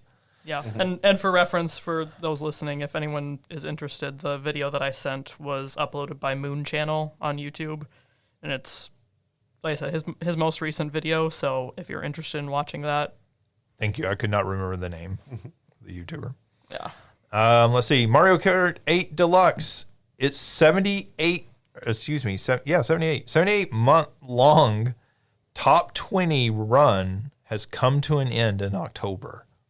So that game basically ever since it came out has been in the top 20 best-selling games. And That's 6 years. Yeah. And it should be noted that Nintendo does not report digital sales for these rankings. So this is physical sales only. So that does include, I believe, the bundle. If you go and buy the Switch bundle, that gives you a free copy. But it doesn't include if you go on the eShop and buy it directly. That's 6 straight years. They've sold 40 million plus We copies. talked about it a few weeks ago. I think it was more than that. I think it was over 50 million copies have been sold. So That is insane. I can't even fathom that number. Well, I mean, Grand Theft Auto is over 150 million, and then Minecraft is over 250 million, which is just kind of insane. Minecraft, I kind of get better because it's on phones and tablets and stuff, but when you start thinking of a traditional console game like Mario Kart or Grand Theft Auto selling, 50 or 100 million plus games. Well, Mario Kart 8 has only been on the Deluxe has only been on the Switch. We talked about Grand Theft Auto 5 had 3 consoles. 3 generations of consoles. Yeah. Yeah, because it's been on Xbox as well. It's been on PC. Yeah. Yeah, it will almost certainly return due to Black Friday and holiday shopping, but it finally fell off. Let's see. I guess I also note Grand Theft Auto has also fallen out of that top 20 after it was on there for years and years. We now see them announcing Grand Theft Auto 6. This Probably going to jump back on there. Yeah, but this might be a sign that Nintendo, it's time to move on to the next Mario Kart, right? And if we are getting the Switch 2 or whatever it's called next year, that a new Mario Kart would almost certainly follow soon after that launch. Probably not at launch, but maybe a year after or so. Super Mario Kart 8 Deluxe. Plus. Grand Theft Mario Kart 5. The Xbox app on PC has a new compact mode, and Microsoft is working with the Republic of Gamers, ROG, and other handheld manufacturers to optimize that app. The idea being that Microsoft is going to work with these companies who are making Steam Deck competitors to make sure that the Xbox app runs well on these. That has been a problem, apparently, with some of these early handhelds, is getting all these different software running. My understanding is that a lot of these have not been as smooth as using a Steam Deck, and the Steam Deck is not always smooth. So, it seems like the success of the Steam Deck has paved the way that a lot of companies now see this as a viable market, handhelds for PC games, which is cool because that means there'll be more of these. It means they'll be cheaper. So more accessible to more people, which is always good. Atari 50 is getting a holiday content update for free. So they're adding more games to the Atari 50 collection, which was, our retro bone of the year last year, Atari 50. Made my top 10 list. The thing I think is kind of interesting about this is that game was developed by Digital Eclipse. Atari just purchased Digital Eclipse, as we talked about a couple of weeks ago. And now all of a sudden they're adding more games to the Atari 50 collection. These things can't be related at all, can they? Yeah, so, I have been very trepidatious about this acquisition of a Digital Eclipse because I don't want to see Atari ruin them. But this is good news. So, maybe it's the good news before hell, but we'll see. Speaking of hell, the completionist, Gerard Khalil, his Open Hand Foundation, we talked about it a few weeks ago. Basically, there had been a series of investigative videos on YouTube by Carl Jobst and some ordinary gamer that they had done these videos sort of exposing that his Open Hand Foundation, which is supposed to be for Alzheimer's and dementia research, that they had raised hundreds of thousands of dollars over the years and never donated any of that money to the groups they said they were donating or donated it at all. And those initial videos were very, and I think the initial reaction within the industry has been, okay, well, there's no accusations that he stole any of this money. The accusation is that he has that money. It's setting an account. I believe that was the initial sort of comment. Yeah. The only thing that Carl Jobst and Muta, who is the person who does Some Ordinary Gamer, the only thing that they accused him of in the original two videos, because they released kind of companion videos where Carl Jobst did a 10-minute video and then Muta released a 30-minute video that went more in depth. The only accusations they originally made was, hey, man, you've been saying for, Indie Land started in 2018. You've been saying since then that you're donating to this, that, the other thing. And this money, there's $600,000 plus just sitting in the account, according to the tax filings. Yeah, and the thing was that he was going on streams and saying, we have given this money, right? It wasn't even one of those things oh, well, it's a technicality. I never said we had given them money. I said we would at some point. He specifically said there's video clips of him saying we have been giving money to these groups. Yeah, to multiple organizations where he's we've had partnerships with them since this time and since then, and then the first argument from Open Hand was, oh well, we're holding on to the money to find the right place to donate it to. So if you have any recommendations, please let us know because we want to make sure that it's going someplace good. Right. And then when Carl and Muta had Gerard on a Discord call, he was like, oh, well, I just want to see the money go somewhere. So tell me where to put it and I'll donate it. I'm not going to, he didn't say this exactly, but the vibe was very I'm not going to worry about vetting it like we've argued was our big concern. There's just a lot of ickiness around all of this.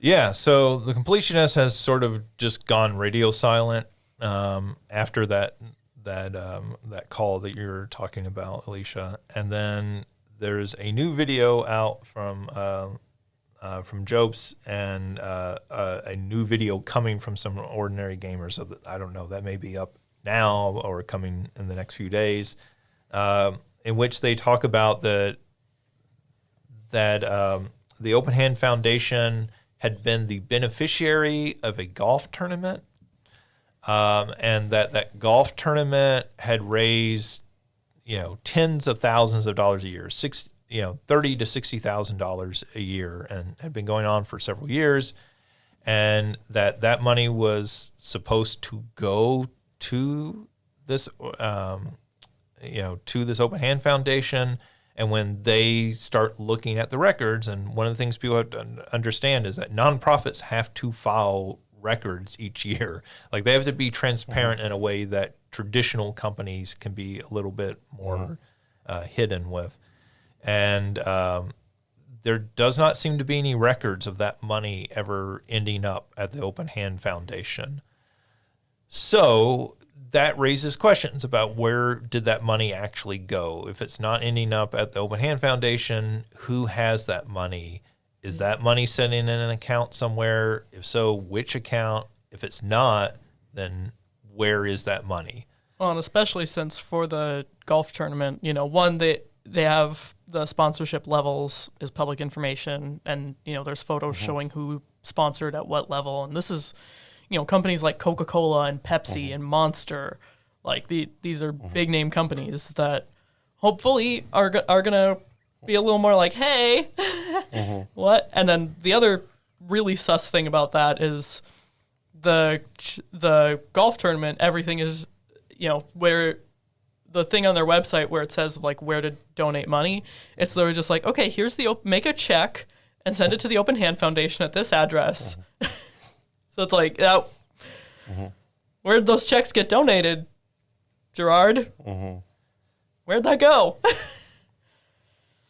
Yeah, and we should, both for fairness reasons and legal reasons, we should say we don't have any sort of knowledge. Yes, all of our knowledge is from Carl Jobst and Muta from Some Ordinary Gamer. Yeah, so like there may be inaccuracies in the reporting. This may all get cleared up. Obviously, some of this, is clear from the completionist reaction that there's something wrong with the money. It may be all an innocent misunderstanding. However,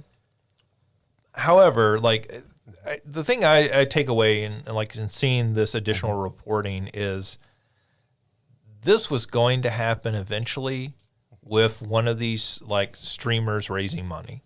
Yeah. This has become so popular for people to raise money via streaming online. And that's cool. That's awesome, right? Like we're all very supportive of that. We do Playing for Pets. But like one of the things that's happened with that over the years is that the people like have been bringing in huge amounts of money, right? Like we're not bringing in $100,000 a year on Playing for Pets. We're bringing in like maybe 1,000 and like very happy with that. And that's going back years at other universities where I did this.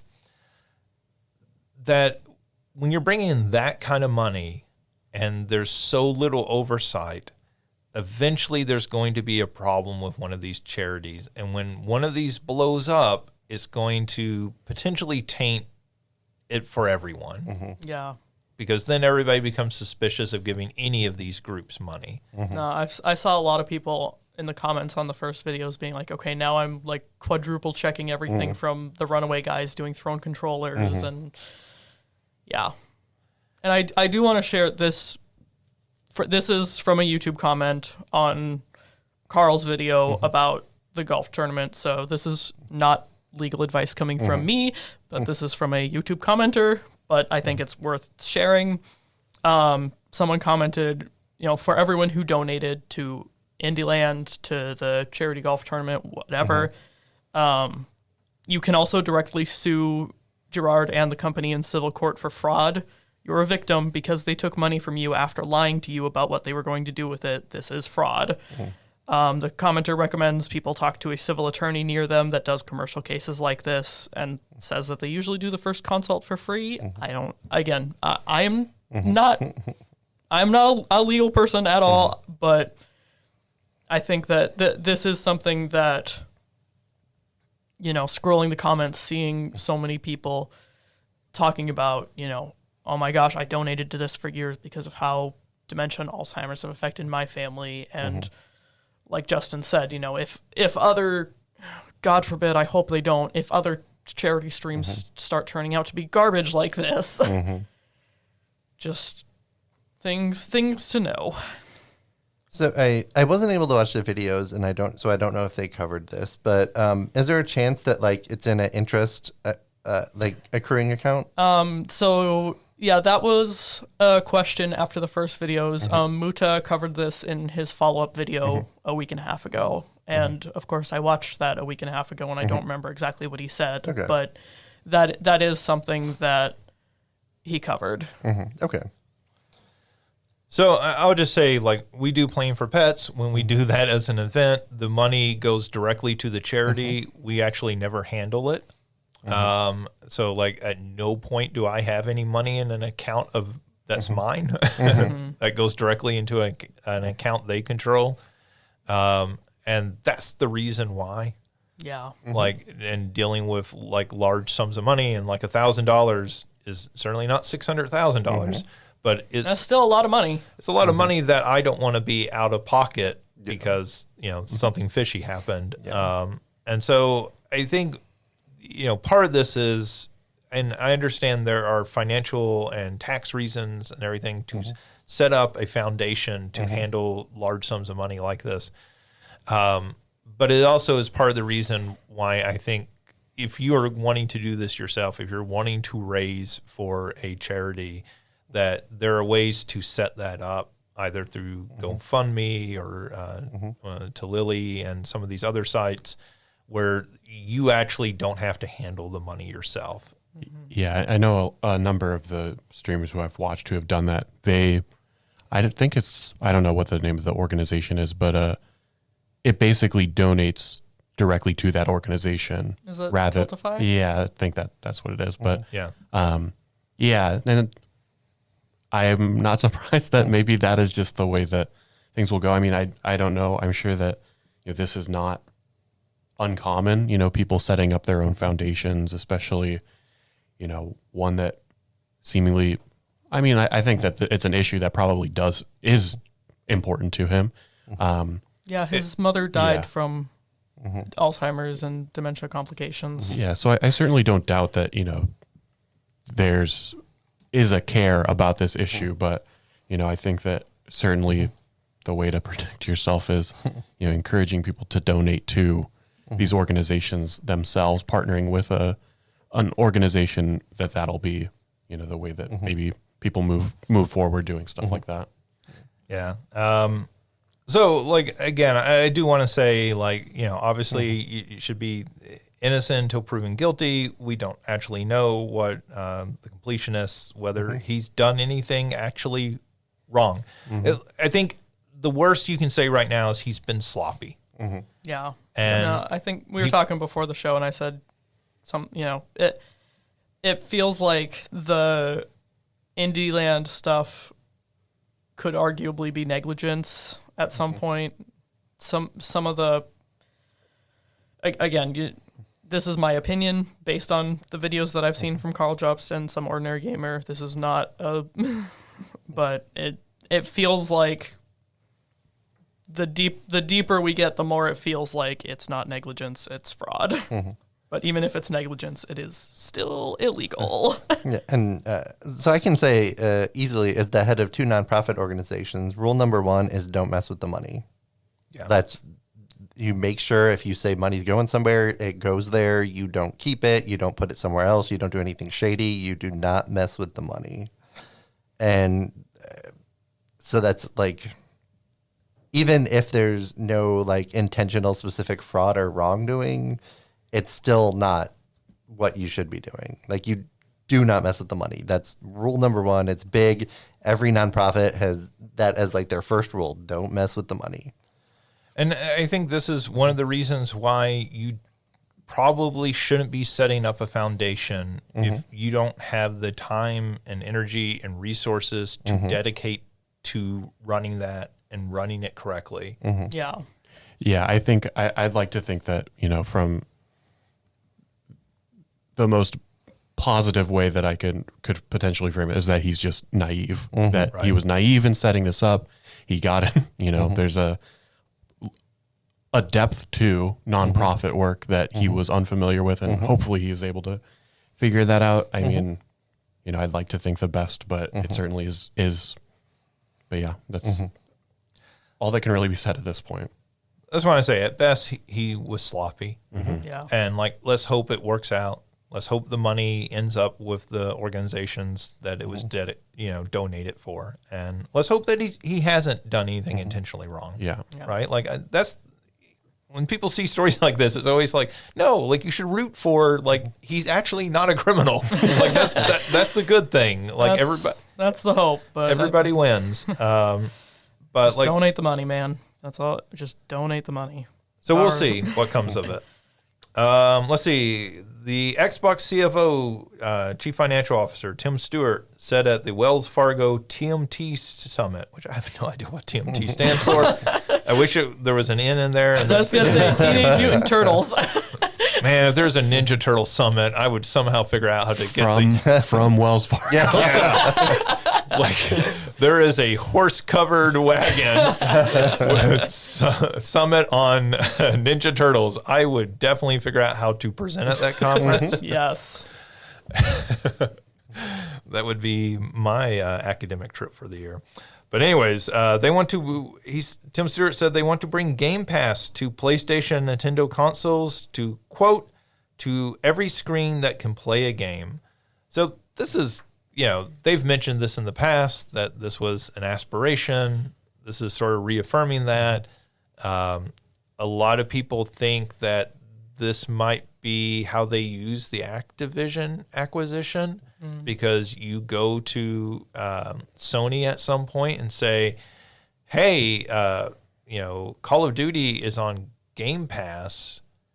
We could make it so that if your users could play it free too, and we'll give you like some cut of Game Pass or something. But all these other games we're not putting on PlayStation unless you let us put Game Pass on there, right? Like the next Tony Hawk, the next Spyro, the next Crash Bandicoot, whatever it is, the next Diablo, we're not putting onto PlayStation. We don't have a legal agreement to do that. They do for Call of Duty. But we're not going to put those games unless you let us put Game Pass on there. And, and so that'll be interesting. They've already put some games, obviously. Microsoft has published some games onto the Switch. So, there's already a lifeline there. So maybe I shouldn't have thrown $350 at Xbox Series X. No, you heard Justin. It's a fantastic deal. Just that's fair. That's the it's line fine. to stick with. It's fine. Yeah. When the creditors come knocking on your door, say, this is Justin's fault. Send all complaints to justin.young@edu. He said it was a really good deal. Why would he lie to me? Right. The kickbacks, I'm telling you, he's getting kickbacks.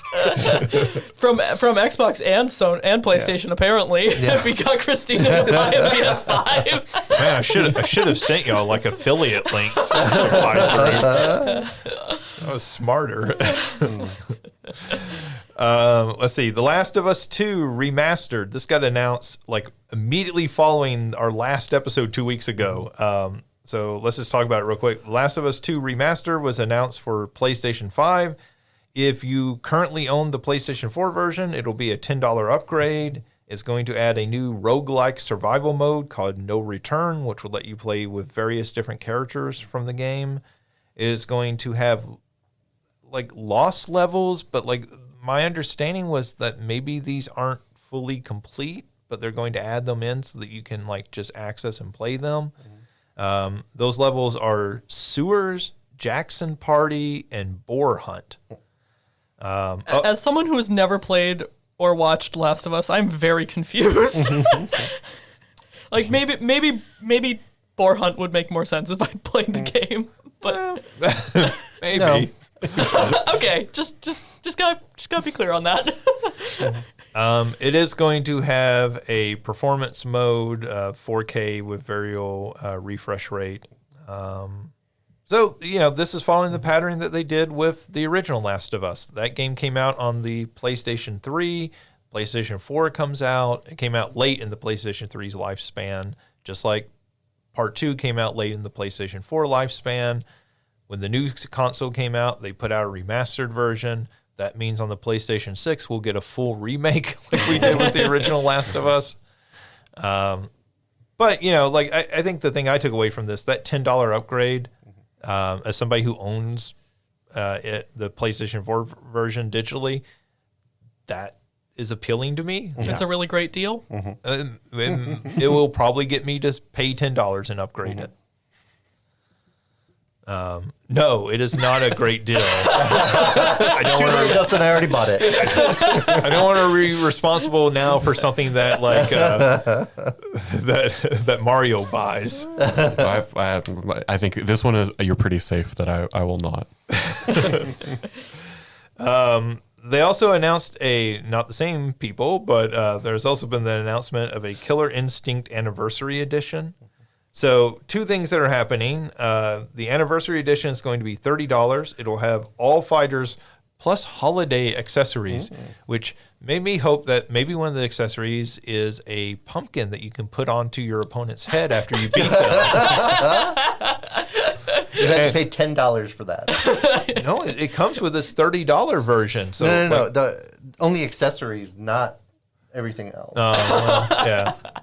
I was just thinking that Killer Instinct Anniversary Edition is a lot better deal than Mortal Kombat. Well, now I have to go buy it.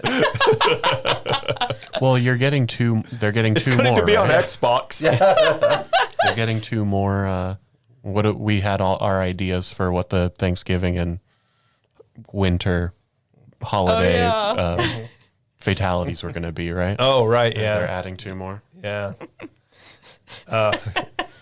Let's see. And along with that, they're adding a free-to-play version of Killer Instinct that is going to have different fighters each week on a rotating basis. So each week you'll have a different fighter that you can play as for free on a rotating basis.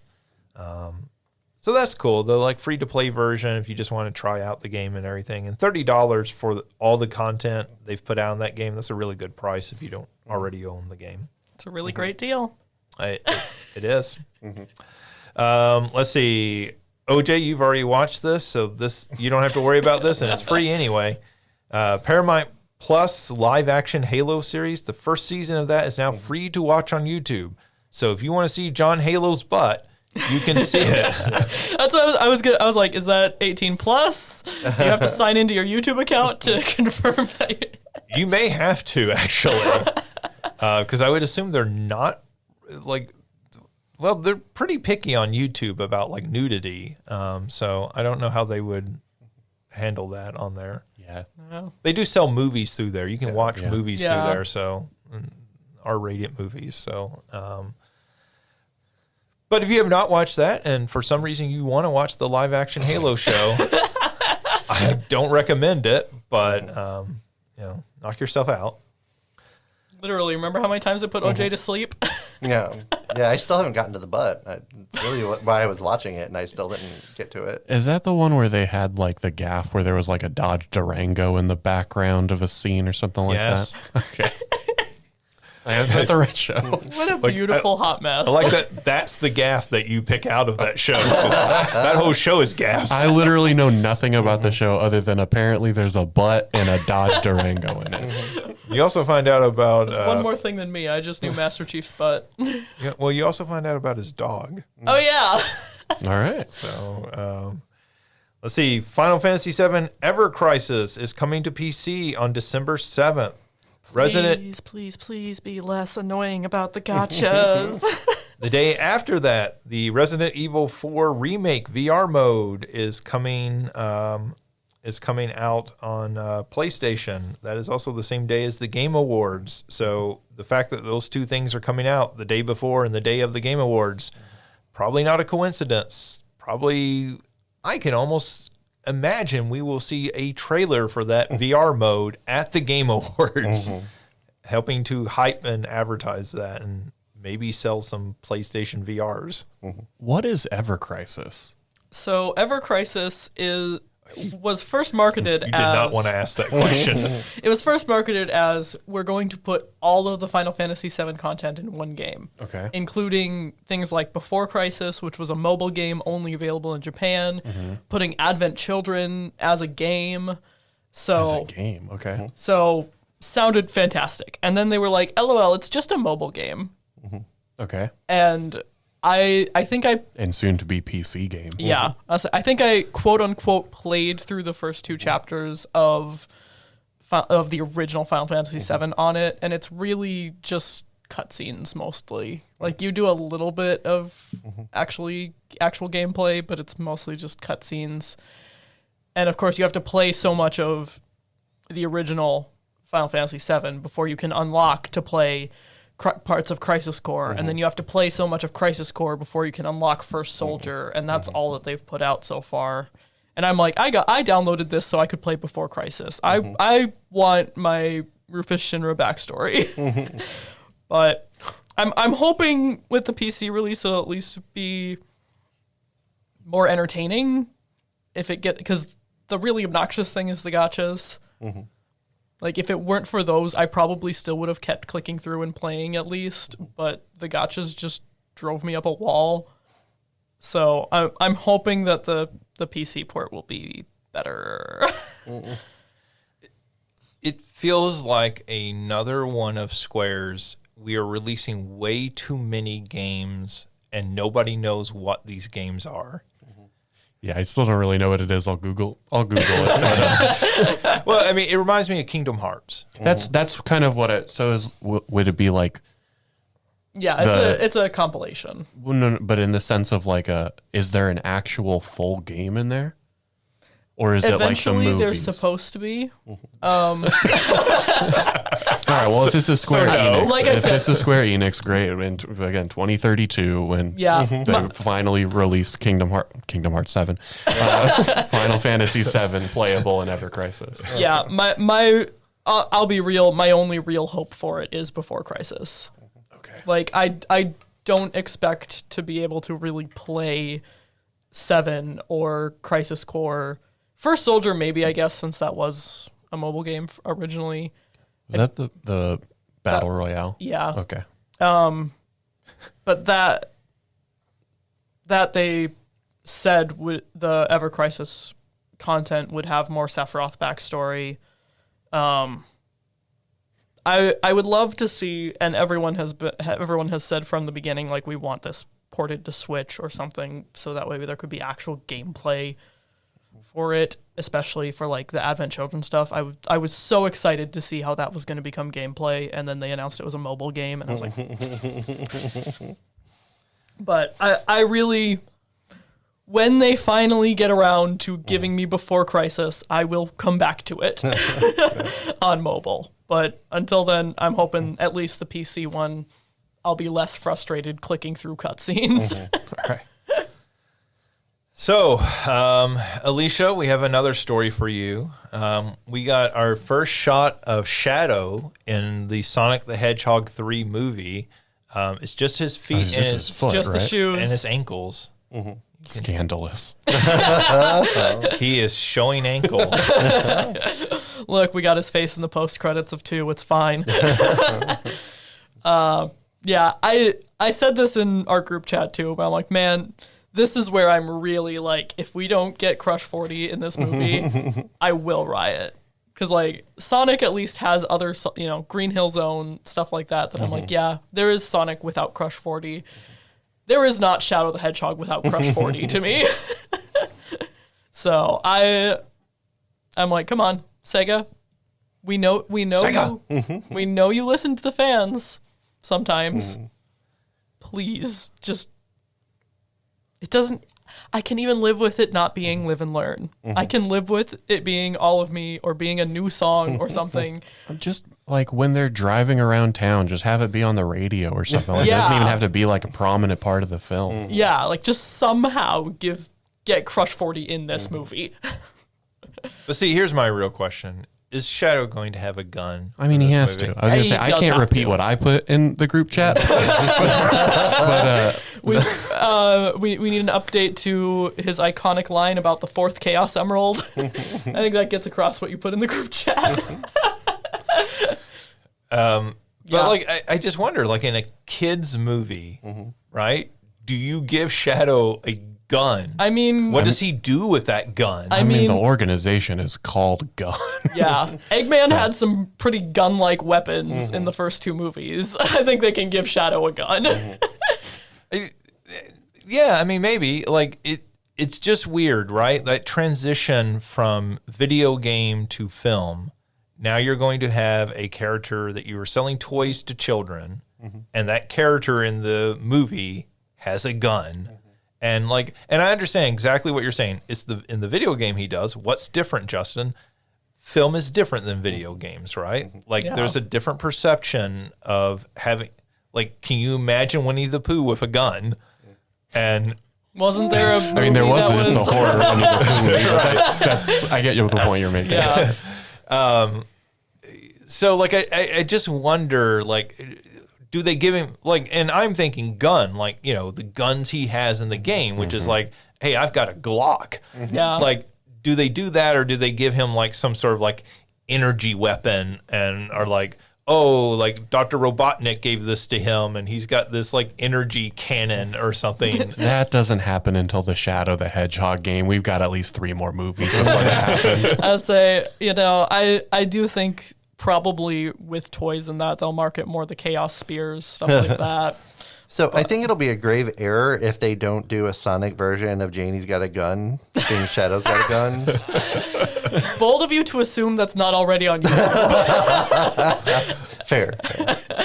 No, I think that, as fun as it is to joke about Edgy the Hedgy, I think that... Joke. I think this is a serious conversation.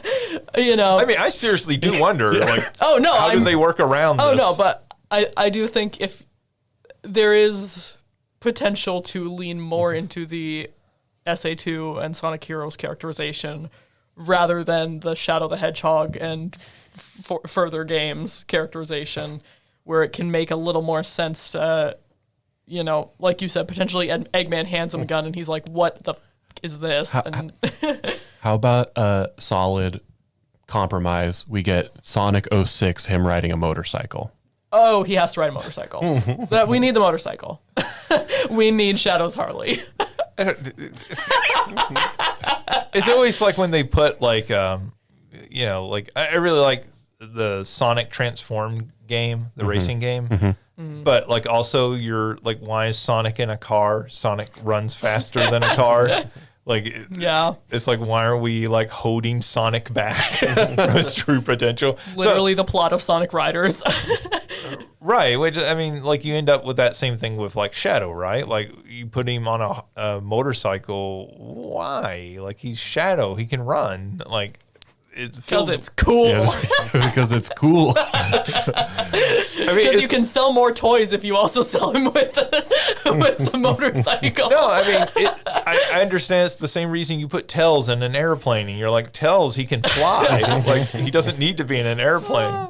It's it reminds me of those children's toys when you were a kid, and they would be here's Iron Man's iron plane, and you're Iron Man can fly. He doesn't need a plane.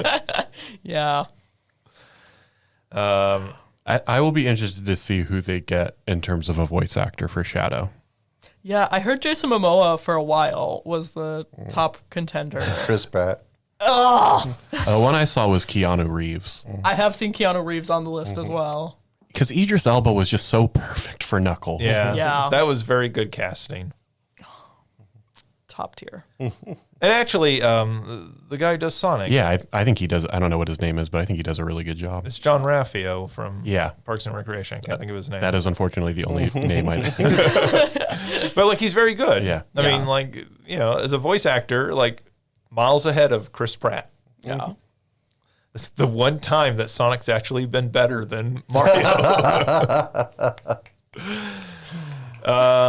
Let's see. Last story here, which I'm just going to talk about because, OJ, you have a personal connection to this. There's a teaser trailer that came out for a new documentary about Earthbound called Earthbound USA.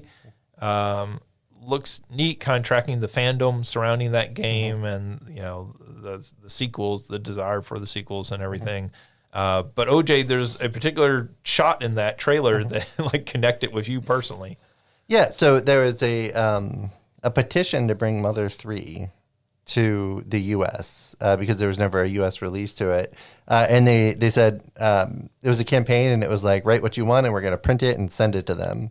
And then so they have a printed copy of the petition in there. So I'm somewhere in that documentary. They were quoting some stuff, and I wasn't wishing darkness and death upon them like some other people were. But who knows? Maybe I'll show up in the documentary. Keep your eye out. That's cool though. Like, Yeah. I mean, that's doing it. And the documentary looked like fun. I mean, it's cool to see this happening more. So like, you know, there are the sort of online documentaries and stuff that you can get. No Clip is like fantastic at that, but we're seeing more of these sort of theatrical films and everything, theatrical documentaries. And so that's great. Yeah, to see and that happening. And so it's like starman.net when they were doing the translations for everything. Like I was following around, I was waiting for all the translations to come. It was a really, really fantastic community. I don't know if it still exists because I stopped going, so it might still be there. But yeah, starman.net was just fantastic. And they were like, you're not going to give it to us? We're going to do it. And so they had a Mother translation and a Mother 3 translation, which was good except for you couldn't do the music thing really well. So that does it for news. Let's move on to the big question. The big question for this week is, which game would you like Resident Evil 4, to get a VR mode for? So Alicia, which game would you like to see a VR mode for? I'm gonna be real. This is a hard, big question for me because like VR is so off my radar because I can't afford it. But I'm gonna go with, you know, I don't do scary games.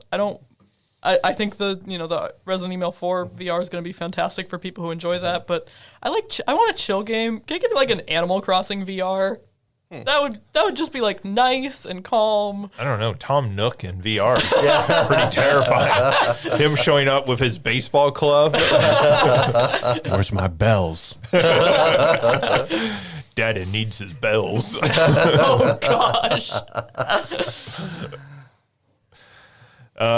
Yeah, I think that's fun. That would be a fun game to play in VR, and then it opens up like all the decorating, like makes that more engaging, right? Because you are decorating a more 3D environment that you're seeing. So yeah, that'd be cool. Mario, how about you? Yeah, I think similarly. It's probably pretty basic. I feel like any walking simulator would be improved by a VR mode. I think the first one that came to mind would be like Firewatch, like getting to be out there in sort of this national park setting. Obviously, I feel like that would be a probably very intriguing as well as terrifying way to like experience a lot of that game. So you're thinking of something you could recommend to India? No, not necessarily, but well, I thought you told me she asked you about that she game did specifically. At one point. So India, if you're listening, maybe someday there'll be a VR mode. Let's see, OJ, how about you? Okay, so these would take a lot of work, but we're talking about Final Fantasy IV, Final Fantasy VI. I would like to see a good portion of Final Fantasy games with the VR mode. And I'm saying this specifically because I want to see all the summons in VR. Yeah. So even 16, which I put down and I haven't picked back up yet, but it has these amazing battles between the different icons and stuff. And so I would love to see all of the summons in a Final Fantasy, in like a VR. One of the things VR does really well that is really effective to you while you're using it is scale. Yeah. So like thinking of these giant like beasts and summons and everything really would have a cool effect on you. Yeah.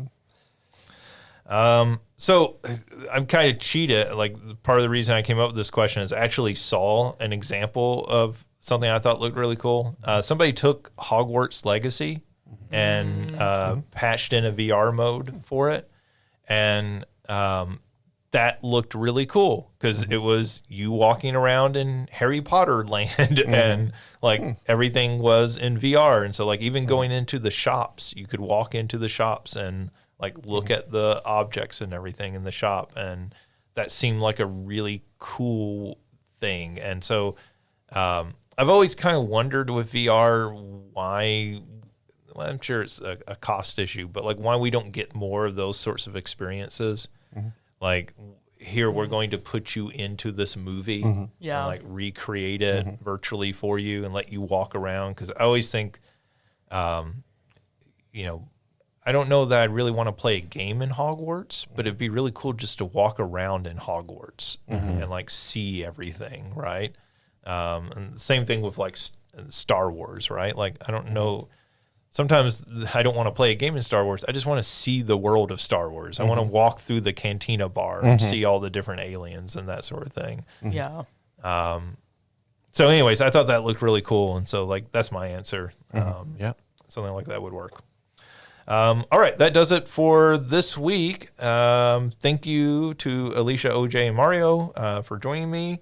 As always, you can find past episodes on the website, also on YouTube. You can follow us on Google and Spotify and Apple Podcasts. We will be back next week with another episode, assuming nothing terrible happens between now and then. And Like this final season. Yeah, you never know. But I think we'll probably do at least 2 more episodes before Christmas break. Hopefully, we'll see how things work out with schedules. Mario's laughing. OJ looks dead inside. I didn't say all 4 of us would be here.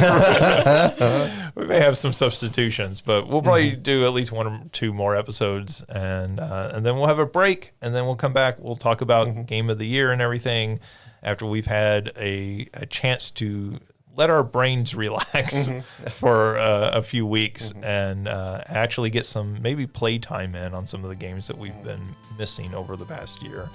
But thank you for listening, and we'll be back next week.